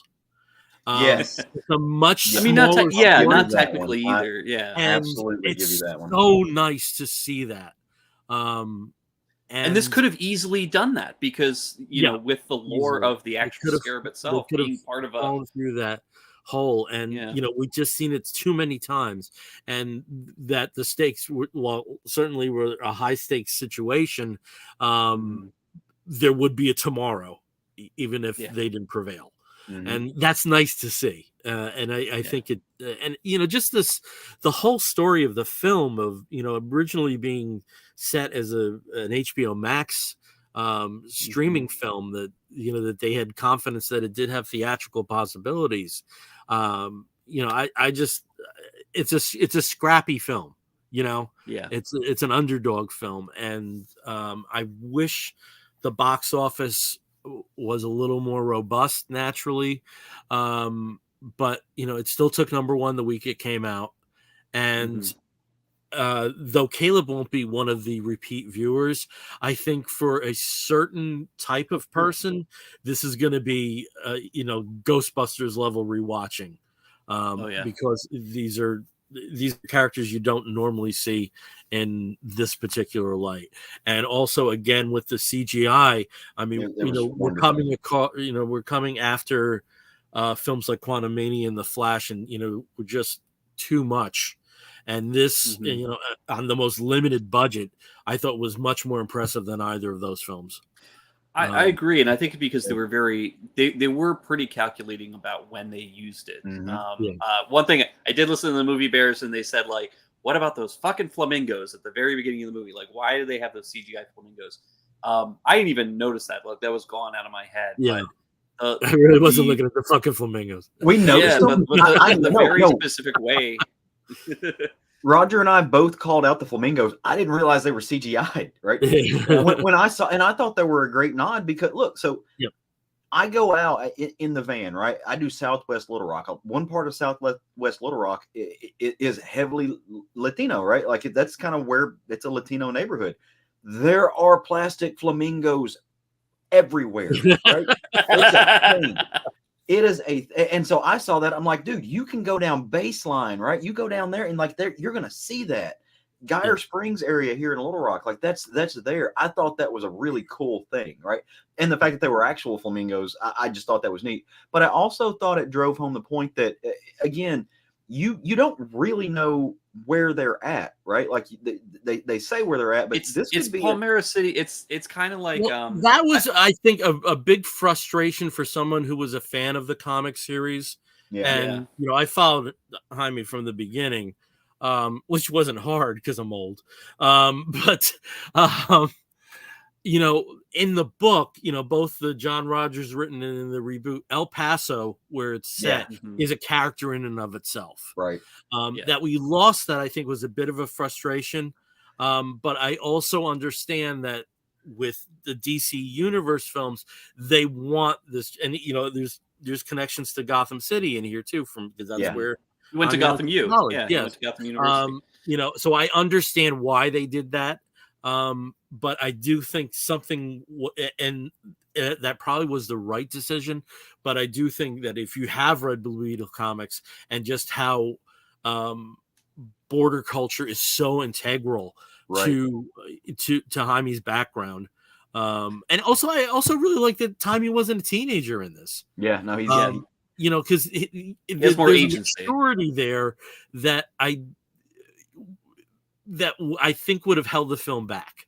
Well, he's old enough to understand financial struggle, right? But bouncing back, what I did appreciate, because they don't call this El Paso, right? It does have a different name. I thought that was kind of in line with what DC Universe does across the board. We know, like we can think about the Gotham City. It's an analog for New York City, or Metropolis also might be an analog for New York City, right? That's not where they are. No, I realize that, but Coast City, like Central City, right? These aren't real places, but they're analogs in the real world. So I like that we get this kind of fictionalized city that could be anywhere on the coast, right? It could be. I pictured it. I pictured it as Gulf Coast, like somewhere between Miami and like Houston. So it's like it could be anywhere in the Gulf Coast, like if Miami moved over, like that kind of thing. But it's also it's very interesting because of the contrast, and I think they did it on purpose, where it's not necessarily a border, like you're so close, you're on the border with Mexico, and that's why there's so much cultural cohesion there. But it's also, this is more poverty versus excess and progress, because you have this beautiful city that's super high tech, that's visible from an old neighborhood that they're talking about, like, which to me felt more like Miami than anything else. Yeah, but they felt very Miami-like. Yeah, they allude to the family being undocumented though in the very, very early on in the film, which I thought was a great nod. Like that, like they make the comments like, "Hey, if they show up, they're going to want to see papers," and everybody's like, "Oh, I'm out!" Right? Like, so they have that moment, which I thought was, because that is that can be kind of universal for folks. Whether you're from Central America, whether you're from Mexico, whether you're Cubano, whether you're from any of these, any of the islands. how did you get here? Where's your family from? Like, that's a thing, right? No, it doesn't matter if you're in Southern California or Miami or Texas or Louisiana or Chicago or any of the cities that folks can be at. Like, that's a fear, right? And I thought that was great. So we have a kind of fictionalized, could be anywhere city that deals with this, that is almost a universal experience for immigrants who come from Latin culture, from South America, from Central America, from Mexico. I thought that was great because it doesn't nail it down. We're not talking about any singular immigrant experience. That was one of the better moments of the film for me. Yeah. Yeah. Okay. And of course, the class, class is such a major aspect of this as well, where you have Susan Sarandon, evil industrialist Susan Sarandon, the uber capitalist, and everybody else who's basically struggling to make ends meet, and as a family. And this is why I think having him be an adult, he's at a point where he actually has the ability to go out and get a job. Whether he can get and hold a job, that's the difficult part, being who he is and his background and all of that. But that's I thought was really interesting. There's also the added bonus of me feeling no guilt because they showed him as an adult for wanting to throw him around a bedroom. Well, there's that too, and the fact that they were constantly talking about. I mean, I say constantly. Thethe's only, I think, there's a lot. 3 instances where they talk about him having a hard on. 100%. Like, they're pretty open about this. I mean, other than that, this is a very family friendly film, except for those moments when you're like, all right, so parents are going to have to explain that, like, when he has to adjust his crotch, very obviously, when he gets interrupted. And when you were 22, wasn't that like at least it was a constant thing? 40 minutes of your day. 22, hell, that's my life now. But no, I thought this was a lot of fun, and also this is one of those things. If you do decide to watch it multiple times or get it on home video, there's a lot of detail, a lot of Easter eggy, but let's just say comic detail that's in here that's fun to see. I don't know if anybody noticed this, but the Ted Cord Blue Beetle outfits that were there, obviously one was missing, but did you notice he had a pillow belted to the dummy, probably because he had a little bit of middle-aged spread, and so his figure was a little bit bigger than it would be for that mannequin. That's also in one of the his weight gain is in one of the Justice League International arcs. There you go. Yeah. Exactly. But just a lot of fun stuff. That's in the backgrounds, little things that pop up here and there. Yeah. Big Belly Burger, of course, makes its appearance, as in it does in every DC property where they have fast food. But I thought this was good. I thought this was a great version of Jaime Reyes. It felt very much to me like the kind of immature but willing to learn and grow Jaime from Young Justice that I really enjoyed. If you're talking about other media products besides the comics, where he's still very firmly a teenager. And just as a final thought for me, I don't think my lukewarm reaction to the show should deter anybody from going and seeing it. I don't typically enjoy cheesy 80s style action movies, just in general. Like, that's not my cup of tea. I don't seek those out. And I'm not a fan of comedy just in general, right? Like, I can't stand shows like The Office. I hate Rick and Morty. So I just don't watch that. You hate fun. Yes, no, I want you hate fun. Fun doesn't exist in my world at all. Like, let's go talk about the capitalist immigrant experience and how it's fucking over the planet. Let's deal with that. Wow. All right, well, that's Blue Beetle. Okay. Awesome. All right, so let's go over to comic books, and I think we probably should start with Caleb's book, because it's the biggest team book that we have. Though I have a team book as well, so why don't we start there? I actually read the first 2 issues, so I can chime in here. Perfect. So I can't. I will stick to the first 2 issues then. Please go beyond 3. Please. Okay. I'll do it, but I'll be real brief, right? I'm going to kind of give this overview. I read the first 4 issues. I especially want to hear about it because of the structures of 1 and 2, and we can get into this. Okay. So I read issues 1 and 4 of the newest Avengers book, right? This is written by Jed McKay, drawn by C.F. Villa with Federico Blee on the covers. And this is jumping us back into the Avengers world in a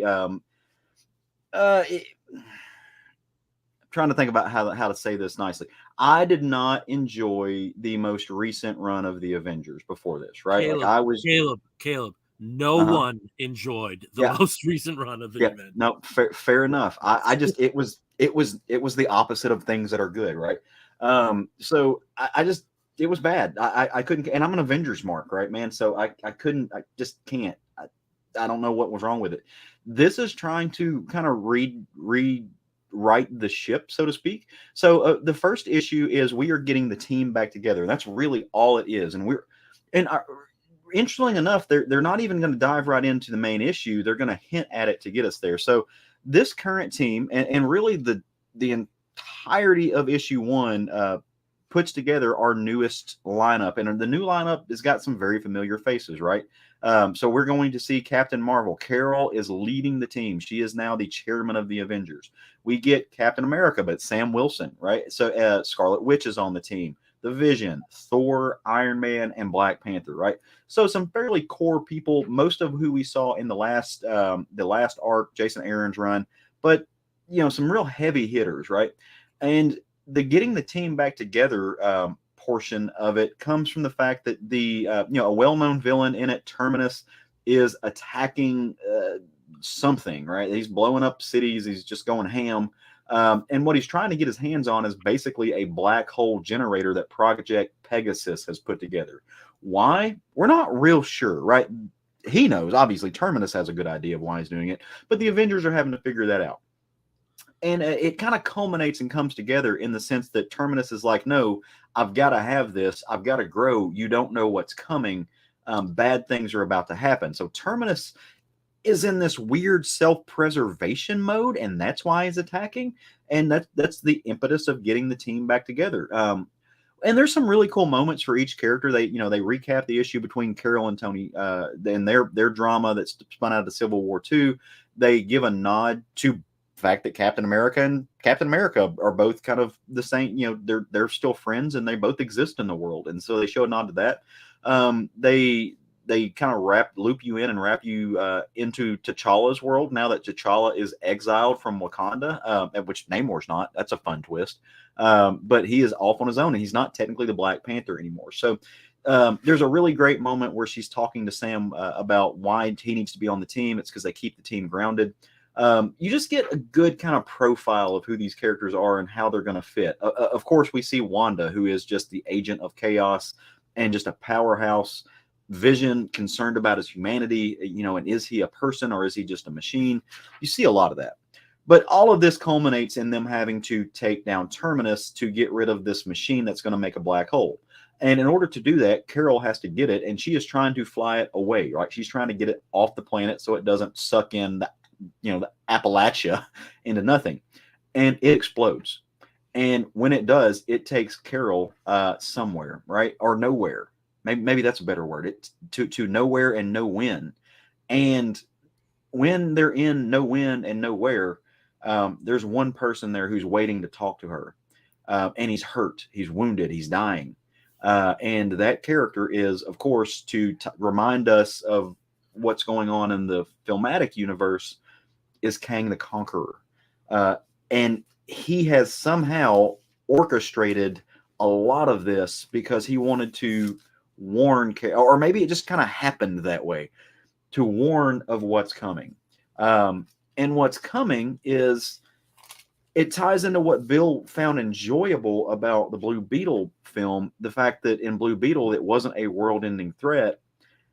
It's one of the knocks I have of this book, even though I really do enjoy it, is it's the opposite of that.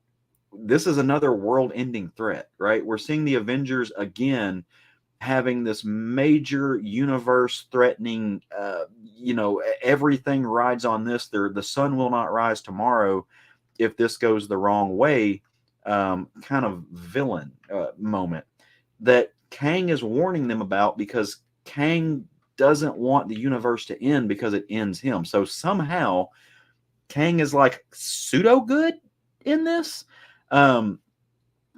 In the second issue, Carol brings Kang back out, and they're having to deal with kind of dealing with the fact that Kang is now out of this nowhere and no win, and they're stopping terrorist attacks across the board because what he's done is he's like, hey, and you have no reason to trust me, right? But I'll help you save 1,000 lives, or maybe 100,000. I forget what it was. We'll do it right now. Like I've been there. I know what's about to happen. Hydra's going to blow up 50 people or murder 50 people over here. There's going to be a train wreck over there. So he coordinates the Avengers and he sends them out to save all these lives as an act of good faith. And it works, right? Like they're like, okay, you seem to know what you're talking about. Let's get into why you're helping us. And at the end of issue 2, we kind of see this major threat for the arc, and that is the Impossible City, right? So that's where we are left with, and we don't, Bill, you don't really know what the Impossible City is, I don't. right? No. But so if I can just say a few things about 1 and 2. I was gonna ask you to. I was gonna say this. I want to hear what you thought about the first 2 issues, because one thing that I think has been a problem with even with great Avengers runs like Hickman, and I love the first Bendis series. I absolutely love the first New Avengers. They're not done in ones. They're far from it. It's decompression with a capital D, and it's underlined and it's italicized, and there's an exclamation point at the end of it. What we have here is, though it's still part of a continuing story, I imagine if I read 2 without reading 1, I still would have had a very complete reading experience. And we haven't had that in Avengers in literally decades. Not that these are done in one stories, but they are focused stories. And that's one thing I really enjoyed seeing about it. I love that the team comes out of the gate and it's all heavy hitters. Yep. That doesn't always happen with Avengers. Sometimes it's you have team members throughout a trial run, and sometimes they equate themselves fairly well, like Firestar or whatever, or Justice, or Justice. Yeah, I mean those are ones that, or even just characters who are unproven for being on a team like Wolverine or that kind of team, or Spider-Woman. But they don't even get into the Skrull Queen. It was things that it felt very non-modern Avengery to me. Kind of villain of the week a little Avengers, bit, and I especially like with T'Challa that how they play him as competitive. Yeah. I think that would have to be an element if this character was a real life person. Oh, 100%. But you also have wonderful human moments in the show. I mean, because Carol in recruiting all of the members, she's kind of playing all of them, but she's not. But it's not. It's not like in that Batman Machiavellian way. She just knows that this group of people will be the best team for her to lead. She's playing into the she's not duping them, right? She's playing into the better elements of their nature. Yeah.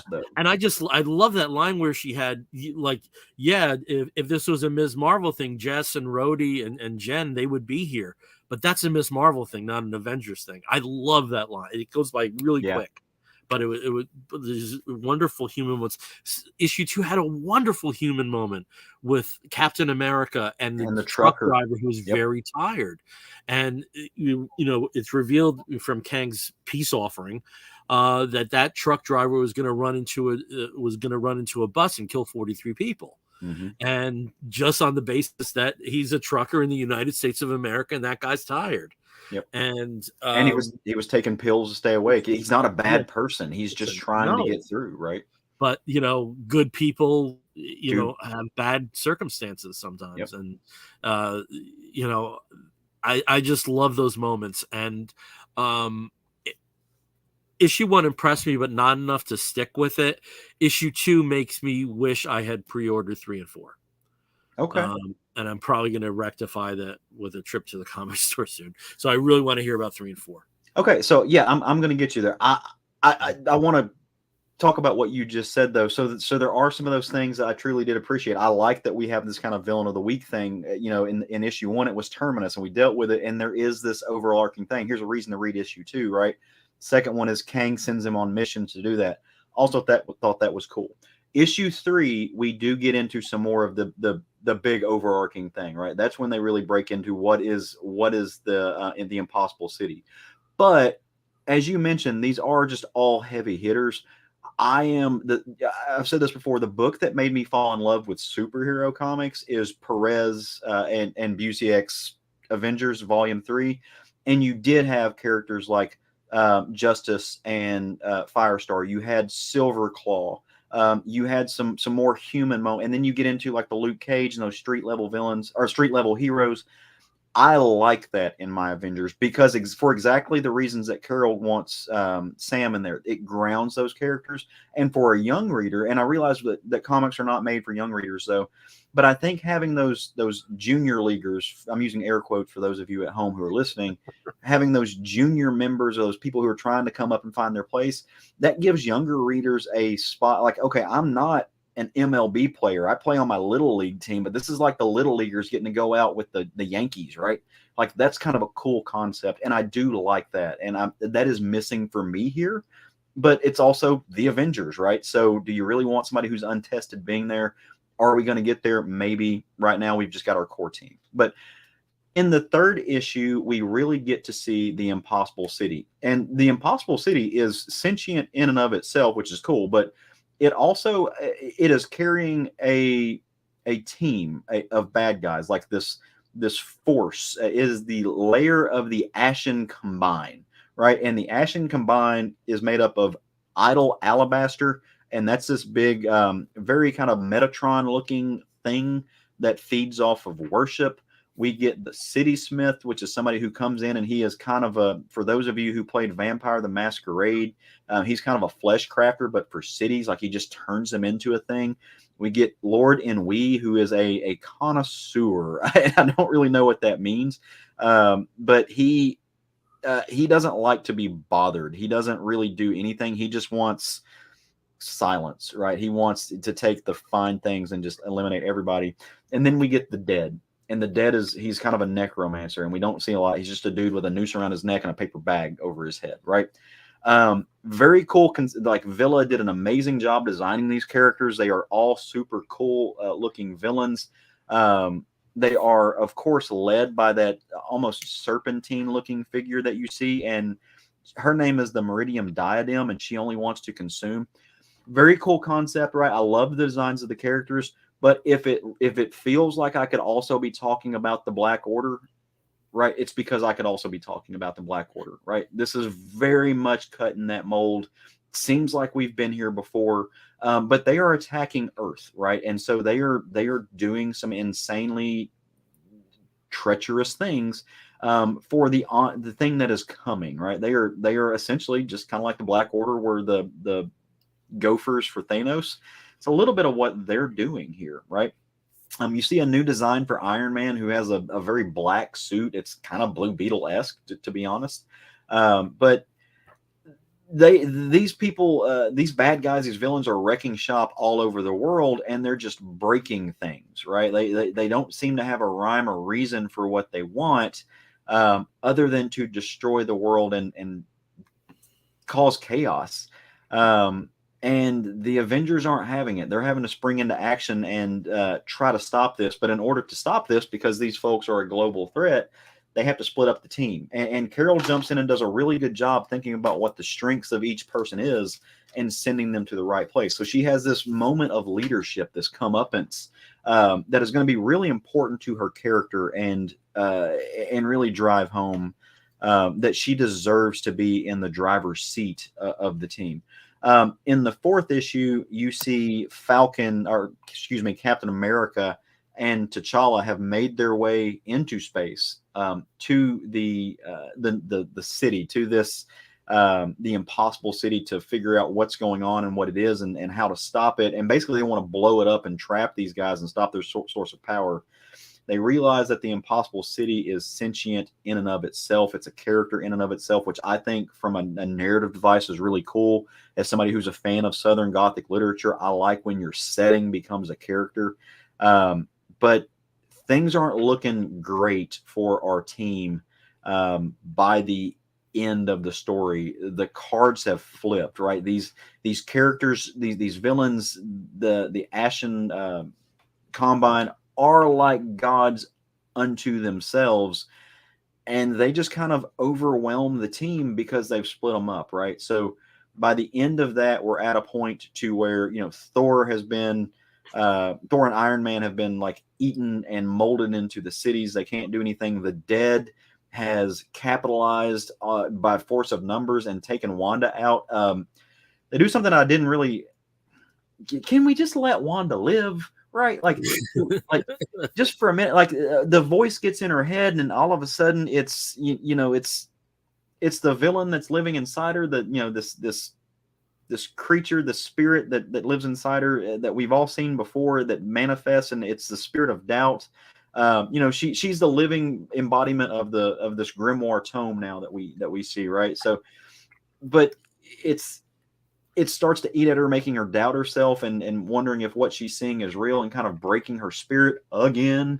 And it's just like leave my girl alone. So we see by the end of issue 4, the tables have turned for our heroes, and they're a broken team and broken spirits. And I think what we're going to see is T'Challa have to do something that is going to have to earn the trust of his people, but they're going to have to let him do something that they're not comfortable with. And that's dealing with the Impossible City. So I'm curious to see what issue 5 does. I think Villa's art's amazing, right? And the colors on this book do everything. Blee is not to be fucked with when it comes to colors. That dude is making his mark. It is fantastic. The character designs, very similar to, maybe a little bit more cartoonish than what we see from Sean Isaacs. It's not Pepe Larraz, but it's in that same kind of vein, I think, a little bit. Like I said, maybe a little bit more cartoony.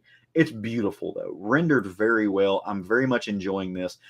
Overall, my complaints with the quote unquote we've been here before-ness of the story, and that we get in the 2nd and 4th issues, it's leagues better than what we were getting before. This feels like an Avengers story. It really does. It feels like an Avengers story. The things that I would like to see, though, I would like to see this. I mean, the characters are on the mark. The voice is right. The art is beautiful. The villains are on point. The stakes are high. I would like to see us to allow the Avengers to stop having global impacting, universe destroying villains all the time. Let me see the Avengers, and what makes the Avengers cool is they can handle that, right? We trust them to handle that. They can also stop a robbery on Yancey Street. No crime is beneath them. Like, no villain is too small for them to step up and be the Avengers for, right? I want to see more than that. I want to see more of that. Bring us back down to earth. Ground these characters. Show us why they defend our cities. Show us why they have the right to defend us globally or universally. But some of my favorite villains are street level guys, right? And they're the ones that the Avengers, show me the Wrecking Crew, but take them seriously, right? I want to see more of that. I'm hoping we get there, and maybe this is just the first arc. But again, this is one of the characters that they deal with, very much a Metatron figure that lives off worship that you're seeing right now. The design aspect of this is phenomenal. It's through the roof. So very happy with where we're at. Even if it doesn't meet all my wish list. Okay, cool. Yeah, no, like I said, I was impressed with it, and the only thing I worry about is that this might just be a placeholder. It could be, and that's a shame, because I do think they're a team. A big team should be allotted a certain amount of time for a writer to get in there. But I'll echo you in terms of the art, how impressive it was. But yeah, I think this is Jed McKay's moment, though. To that end, I think Jed McKay has earned his right to lead a flagship book. Yep, and I do think this is his moment. Also, wanted to point out the issue 4. We get in all the issues, but you get a John Romita nod in all of the issues from this particular month.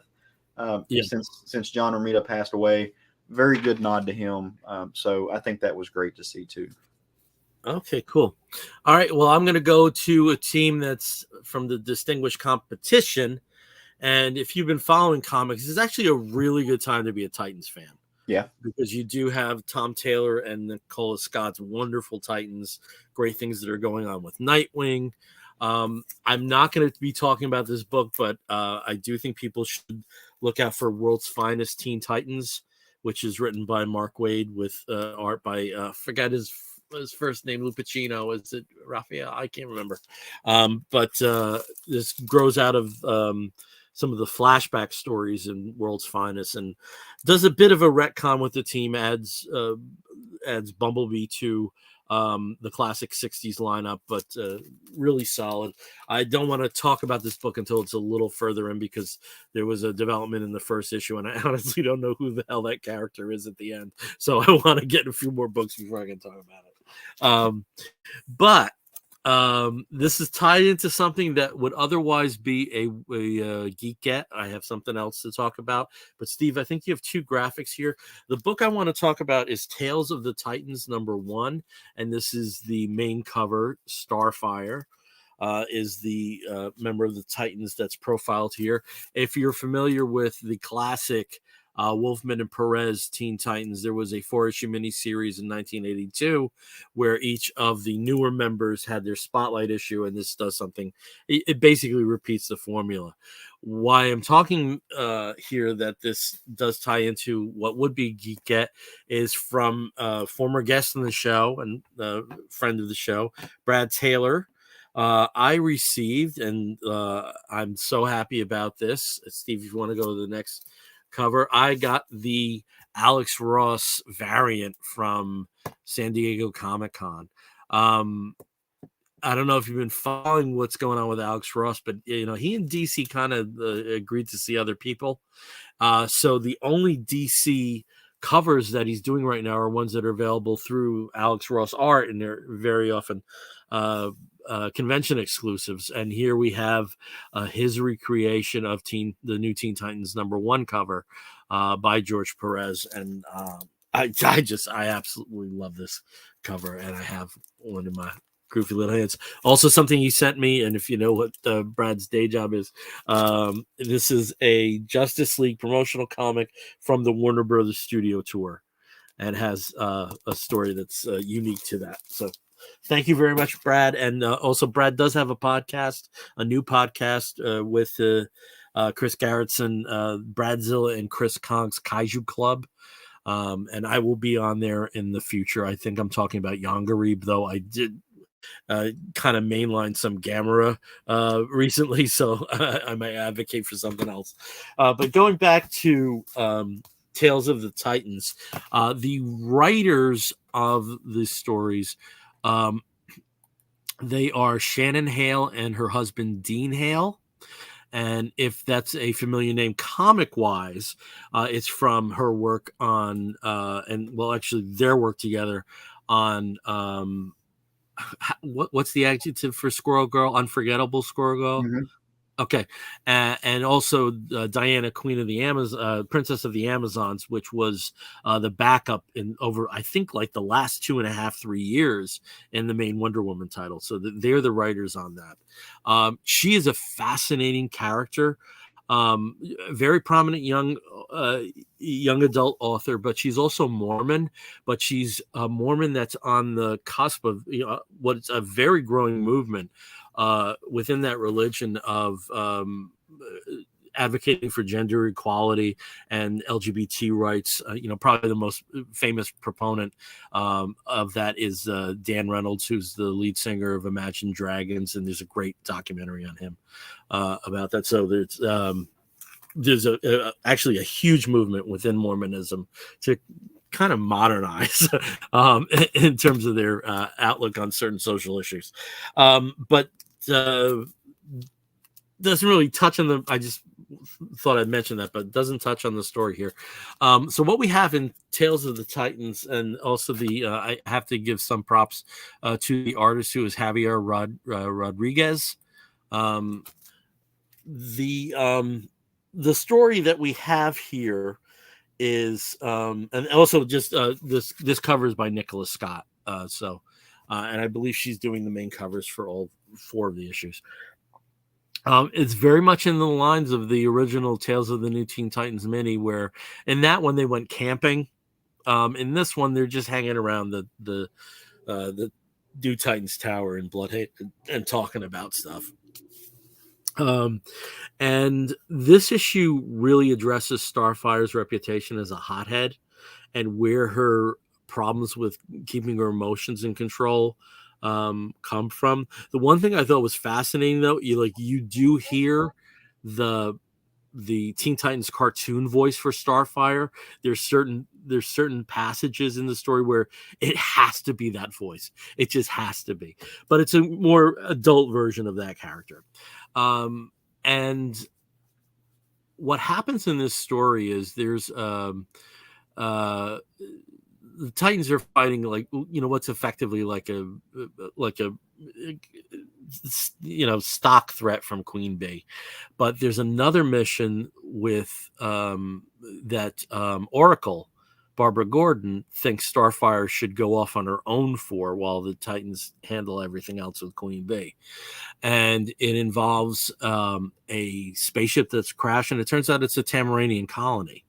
And it involves 2 sisters who are here on a mission, and they decide to come and get Princess Coriander. Now, Princess is a problematic issue for her because she's lived on Earth for a long time, and she hasn't felt like an alien princess in a long time. And almost everybody calls her that. And she's kind of like, that's one of her triggers, essentially. But she goes off with the sister, and if you know Starfire's history, she had a very tumultuous relationship with, but it's a fairly kind way of putting it, with her sister Blackfire.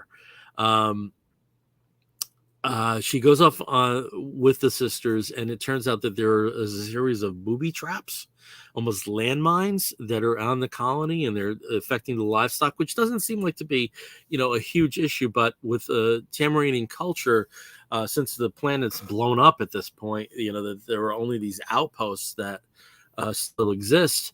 It's important for them to, hold on to their farming culture, to hold on to some of their other aspects of, their regular social life. And she goes to assist them and finds out a lot about herself. And in the end, she saves the day with the Titans mission, and the story ends with a food fight. Really was a really cute, I don't want to say cute, it's a cute ending, but it touches on a lot of things, like her apprehension of actually working with Barbara, since they share a romantic past with Dick Grayson in common. And it was just a really well balanced issue, and I'm really psyched to see how Beast Boy and Cyborg and Raven are treated in these issues, because as far as I'm concerned, given the right writers, all of those characters could lead their own book.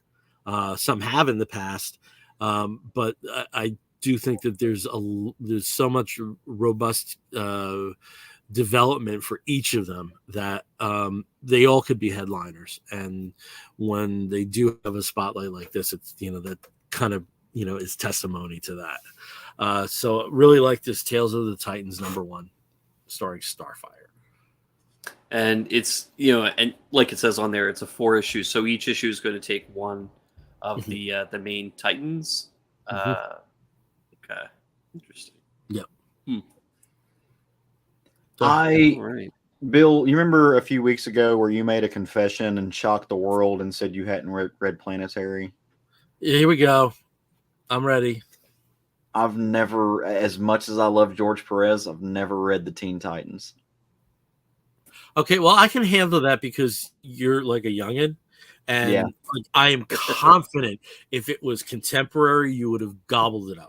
It's on my list. Like, it's going to be one of the next 2 or 3 omnibuses that I buy and start reading. That's very much only. Okay, so I also, all right. So this is my history with New Teen Titans. December of 1980 was when I got out of comics. At that point, I think there were like 6 or 7 issues published. I had them, but I hadn't read them because I was just getting out of comics. When I got back into comics in 85, that was my first back issue binge. I had to get everything. And it was like a matter of like 5 weeks where I had at that point I think there were 55 issues or so. I had to get everything, because as I got into it and was sampling issues here and there, I'm like, oh my god, this is the comic I always wished for growing up. This is the comic I always wished for. I don't think you're gonna have that same experience, but I think you will have. You'll see what the big deal is. Let's put it that way.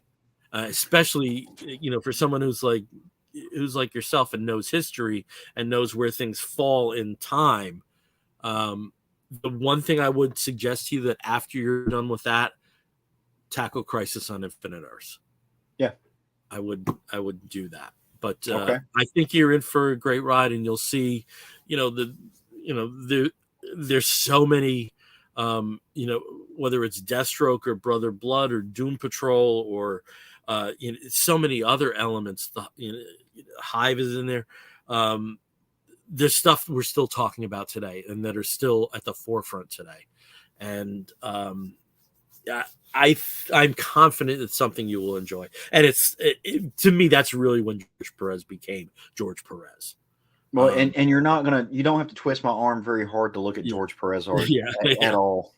So I've never read it as much as I love him. And that's one. I've read Sirens, but I've never read Teen Titans. Okay. All right. Okay. That's one thing. Have you read Crimson Plague? And not read New Teen Titans? No, I have not. Okay. Okay, that's all right. We'll get to it at some point. And very soon. So many easy ways to read it right now. So okay.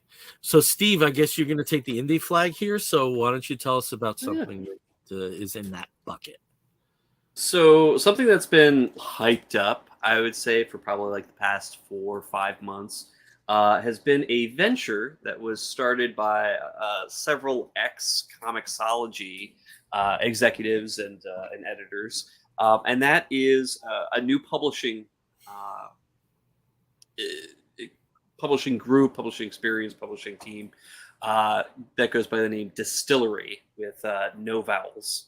So it's just Distillery. And, kind of early on, I was thinking about okay, this is starting to sound a little bit like Bad Idea. And, I hope they don't go in that direction where it's just going to be okay, we're going to make we're going to have a really great stable of writers and artists putting together these really high premium books, and no one's going to be able to buy them. We're going to make it so hard to find them, to purchase them, used. There's no back issue market. We'll refuse to to allow these to be sold as a secondary market item, and we'll never reprint. So that kind of PTSD about Bad Idea, I was wary. But as we've been getting closer, and of course they, kind of did a big coming out during San Diego Comic-Con to kind of present, their ideas, what they're going to be doing here. Their plans are pretty, I'd say they're pretty ambitious. Right off the bat, they're looking at 8 new titles for their publishing group. And the way that they're going to be basically presenting the teams, maybe not necessarily the titles themselves, but the maybe short stories that whet your appetite for the subjects of those new series. They put out something called The Devil's Cut, and this is the Jock cover. So this is cover A. They've had a ton of beautiful covers. I have a just example of this one, and then of course this one here by Franco Villa. What's really interesting is that they kind of allowed some of the lead artists for each of the stories and each of the groups to kind of come up with something that might indicate what type of book they're going to be writing. And there's a beautiful book by Becky Cloonan and then by Tula Lote. So there's some really great covers there. It just came out yesterday, which is the 30th of August when we're filming this on the 31st. And it apparently it's had some really good sales. So what are they doing with this? Well, this is it's a pretty large format, very premium quality book that is filled with multiple short stories. So it treats itself like an like an anthology or a sampler, essentially. And it gives all of those creative teams the chance to just kind of highlight what kind of book they're going to be writing, or something really interesting to kind of show off, like, hey, we are into this, into this idea. We're into this kind of publishing, venture. And by names, I'll just go through them because they list them pretty well. We've got Brian Azzarello. We've got Ram V. We've got Scott Snyder and James Tinney IV. Joelle Jones, Ariella Cristantina, Tula Lote, of course, and Becky Cloonan. Mirka Andolfo, who I know I'm butchering her name. Stephanie Phillips. I mean, there's just such a great Jamie McElvey. Like, we've got a really great stable of creators here. And the stories that they put together, most of them are, 4 pages, 6 pages long. And they sort of like highlight something really interesting. This is a page here from Shepherd, which is a story that is put out by Mark Bernardin and Ariella Cristantina. And it's essentially just a pitch. This is a future colony ship manufacturer, and the one of the lead designers, lead engineers, his wife is dying, and he's providing. It's flashing back between him doing this presentation for the colony ship producer, as well as at his wife's deathbed, and just kind of saying, like, hey, our biggest thing with colony ships is that we have pirates that attack, and these colonists are of course all in stasis. We can't really hire like security guards to just be awake and like have 50 years of their lives go. What are we paying them for? They're not going to be able to spend money on it, so it's just like they're just going to get old and die while they're guarding these colonists. So instead, he's going to create an android that's going to protect all of them. And in the space of this, he's demonstrating. He's showing the images of the android like taking out these targets and everything, and it's really great. They'll be personable, they'll be caring, loving, and protective. And in the last panel, the last page, this very short story, his wife is like, "Oh, that's wonderful. What are they going to look like?" He models them after her. So it's just just a really sweet, great sort of future text story, 6 pages and done. And it has that emotional resonance already built into that. And this again is just kind of an example. Great short story to show off what they're going to be doing. The art is the art's fantastic on that. That top image, not so much the bottom panels, but the top larger panel almost looks like John Davis Hunt, who I'm a huge fan of. The depth in it is great. Yeah. I like that a lot. And then we have like another story here. This one is these panels are actually from A Blessed Day, and this is Mirka and I can't pronounce her name right. And Andolfo. You said it right the first time. Mirka Andolfo. Yep, Mirka Andolfo. And then also, she did the writing, she did the art, and also Fabio Amelia Arancia and Steve Orlando also contributed. Steve Orlando actually with some of the translation duties on this, because I believe she wrote this originally in Italian. But this is it's an interesting sort of image. This person is getting ready for the day. They're clearly demonic. They're not truly human, but they are getting ready for the day to greet the human world by changing their appearance just enough so that they don't get found out. And it's kind of tongue-in-cheek. It's kind of interesting, but really it's a situation. And she sets us up in, again, 6 to 8 pages, beautiful art. But the narration on it is, hey, God and the devil killed each other. The angels all, vamoosed. And basically we're just left with the demons. And the demons got to heaven and they're like, this is it? Oh, but there's like a worship machine that just feeds off of the worship and the prayers of humanity and just provides power. So they're like, how can we use this? knowing humanity, they essentially this gentleman here is a priest slash agent, and his lead client is a singer, pop star, and also saint.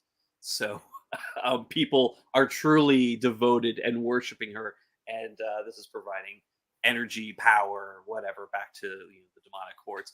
It's just such a really wacky, interesting concept. It makes you want to read more, and of course, the art is there's equal parts sort of like a little bit goopy and really beautiful, but also edgy.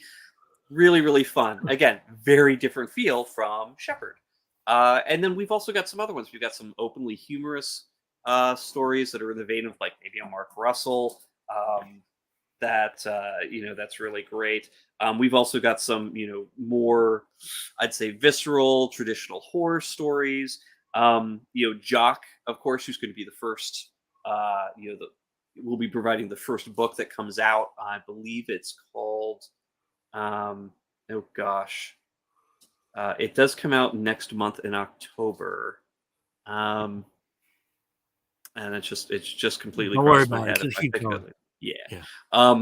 But basically the short story that he writes for this, Stowaway, kind of gives you that feel of, okay, this is kind of like a prequel. This little short story is a prequel to what I'm going to be doing in that book. And it's very very, very unique way of getting people excited about what's coming. These are not just like pages from those books. These are truly either, unique stories set in the world that those creators are doing, unique stories that just show off, something that the creators wanted to do that isn't going to be related to what they're doing with Distillery, but they just wanted to, hey, I could put this in the book. I've always wanted to do this. And then others which are just like, here, we're giving you a taste. This is like, pages 0,000 of our, of our big story that we're going to be showing. So again, there's going to be 8 titles. The first one comes out next month by Jock. And then there's another title in November, and I believe so on and so forth. There'll be one new title over the next 8 months. But pretty cool. If you want to, I recommend picking it up. It's really just a really interesting thing to have.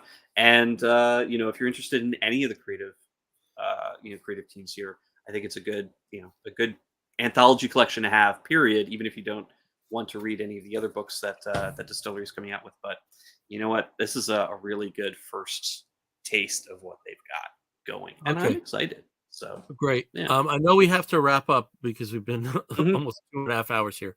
But Steve, just 2 quick questions given the personnel that put this book together. Do you know if this stuff was originally earmarked, or some of them were originally earmarked for Comixology originals?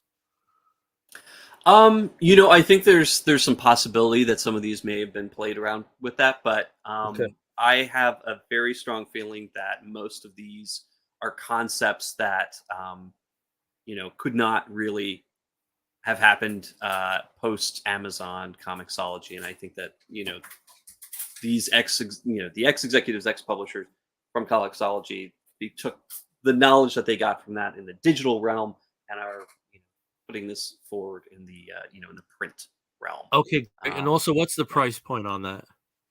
This one is a hefty $10, but actually, it's pretty worth it. Premium, 88 pages, definitely great.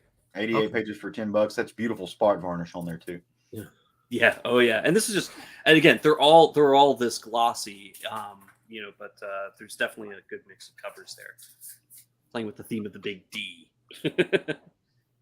Okay, as I mentioned, we're up against the clock, and we're going to start wrapping the show up. And now we're not going to get to the end unless we show our Geek Gets first. So, Steve, Mr. Never Has Anything, do you have something this week?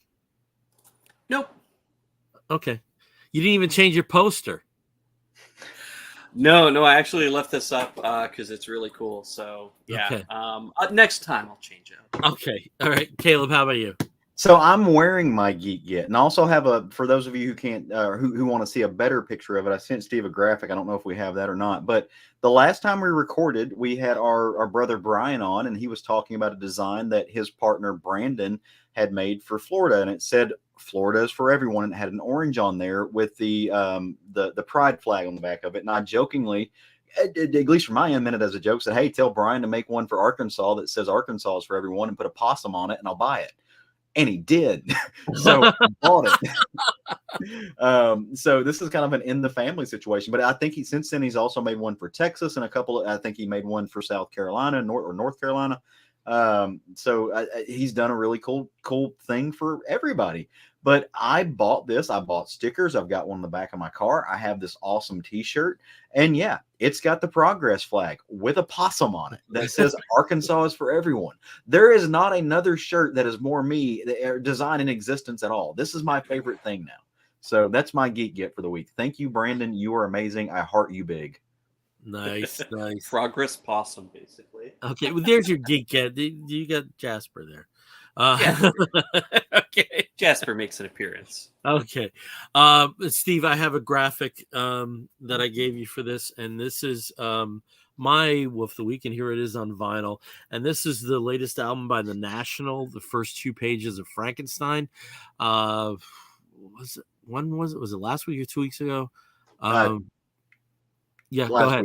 Last week. It was last week. Okay, it would have been last week. Yeah. I went to see The National and Patti Smith as the special guest at Madison Square Garden, and it was a fantastic show. I've had a rotten history in the last few years with The National, with the dates, and they either sell out ridiculously quick because they are a New York area band, or I'm on the road. And it just, like, the last few years, after seeing them multiple times for an album, to not see them tour behind albums has been frustrating, but not this time. And this particular album, it has guest appearances by Sufjan Stevens, Phoebe Bridgers, Taylor Swift, and they have not jumped the shark yet. You know, they're still at the top of the game, and it was a great show, and this is a great album, and that's my Geek Get. And you know, it's a little frustrating with vinyl right now. Sometimes the most affordable versions you can get of an album are at the concerts. So it's a pain in the, you know, because I'm like, oh, is it still going to be there when I, you know, get to the merch table at the end, you know, because you don't want to be like holding the damn album during the concert. But it worked out. So that's my Geek Get. All right, we're going to wrap this show up. And when we wrap an episode of the Comic Book Bears podcast up, we do so with a segment we call the Woofs of the Week. In the bear community, if you find a particular fella attractive, you woof at him, or some other interjections. And we do something very similar. We woof at something like maybe a film or a TV program or a comic book or a charitable initiative, anything under the sun that we think you, fair listener or viewer, may be interested in sampling or supporting. I'll start, as I always do, with Steve. Steve, what is your woof of the week? My Wolf of the Week is Starfield, which just dropped for those of us who have early access at 8 o'clock tonight Eastern time.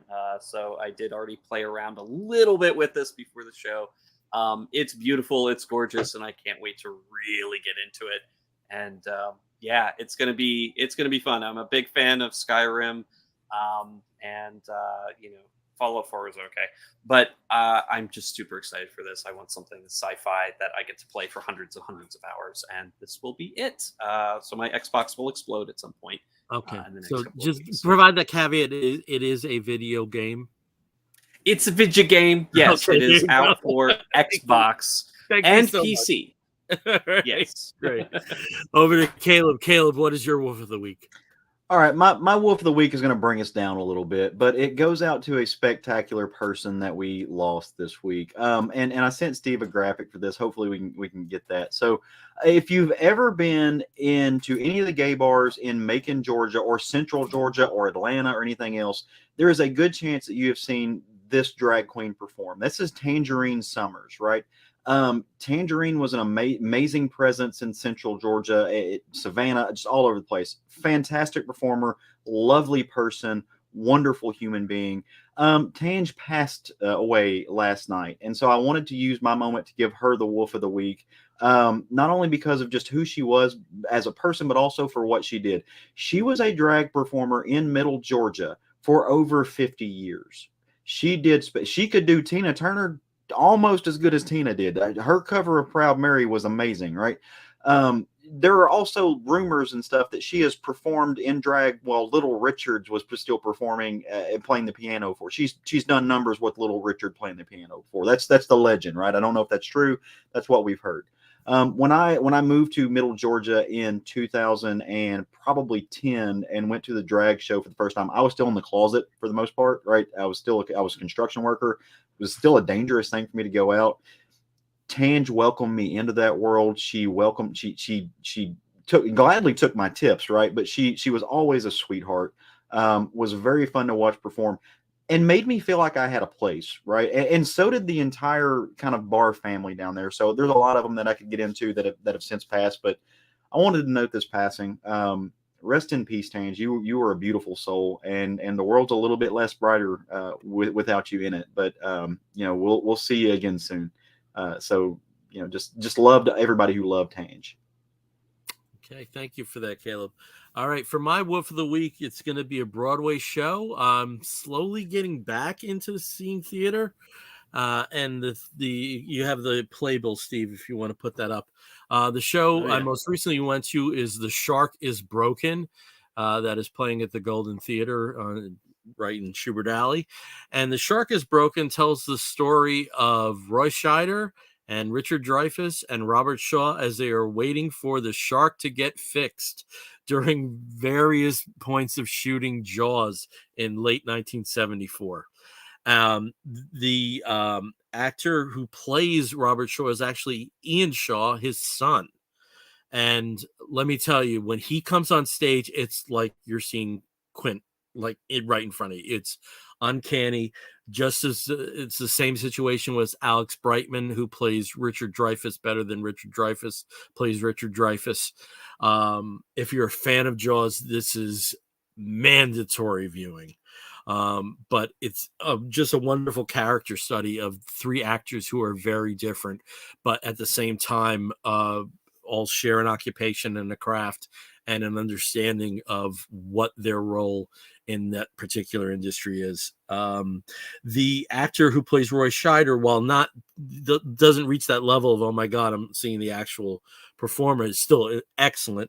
And that's Colin Donnell. If that's a familiar name to comic book people, it's because he played Tommy Merlin on Arrow for many years.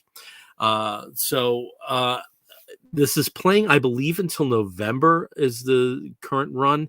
I would not be surprised if this group goes for like a tour with some of the same actors, because again, Ian Shaw originated this on the West End, and he's also a co-writer of the play. And it's a great night out at the theater. Only 90 minutes long, no intermission, but it's a very full 90 minutes, and I absolutely loved it. So that's my Woof of the Week. The Shark is Broken on Broadway.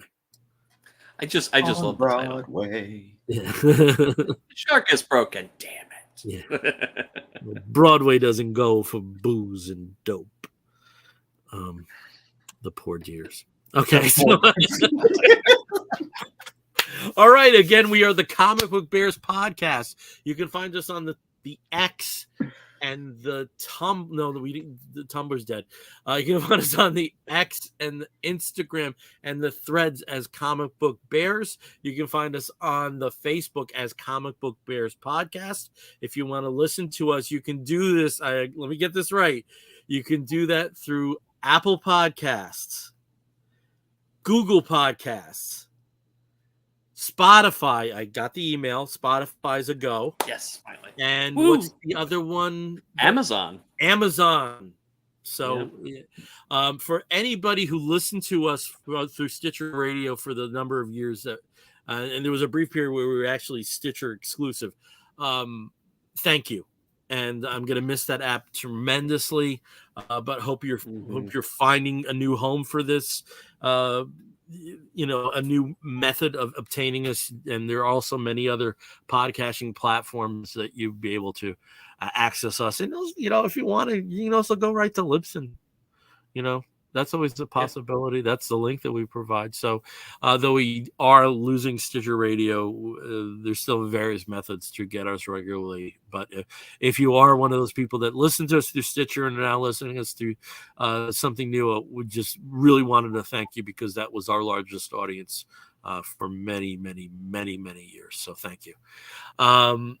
If you want to write to us, go ahead. I was going to say, you can also go back and watch the live streams on YouTube. So if you're watching this live and you want to see some of our other live shows, pull up YouTube, watch the live. You watch them there.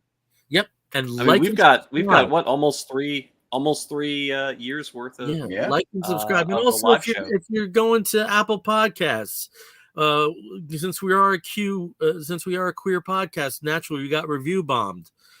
So negate that bigoted fucker. All right, some good reviews in there.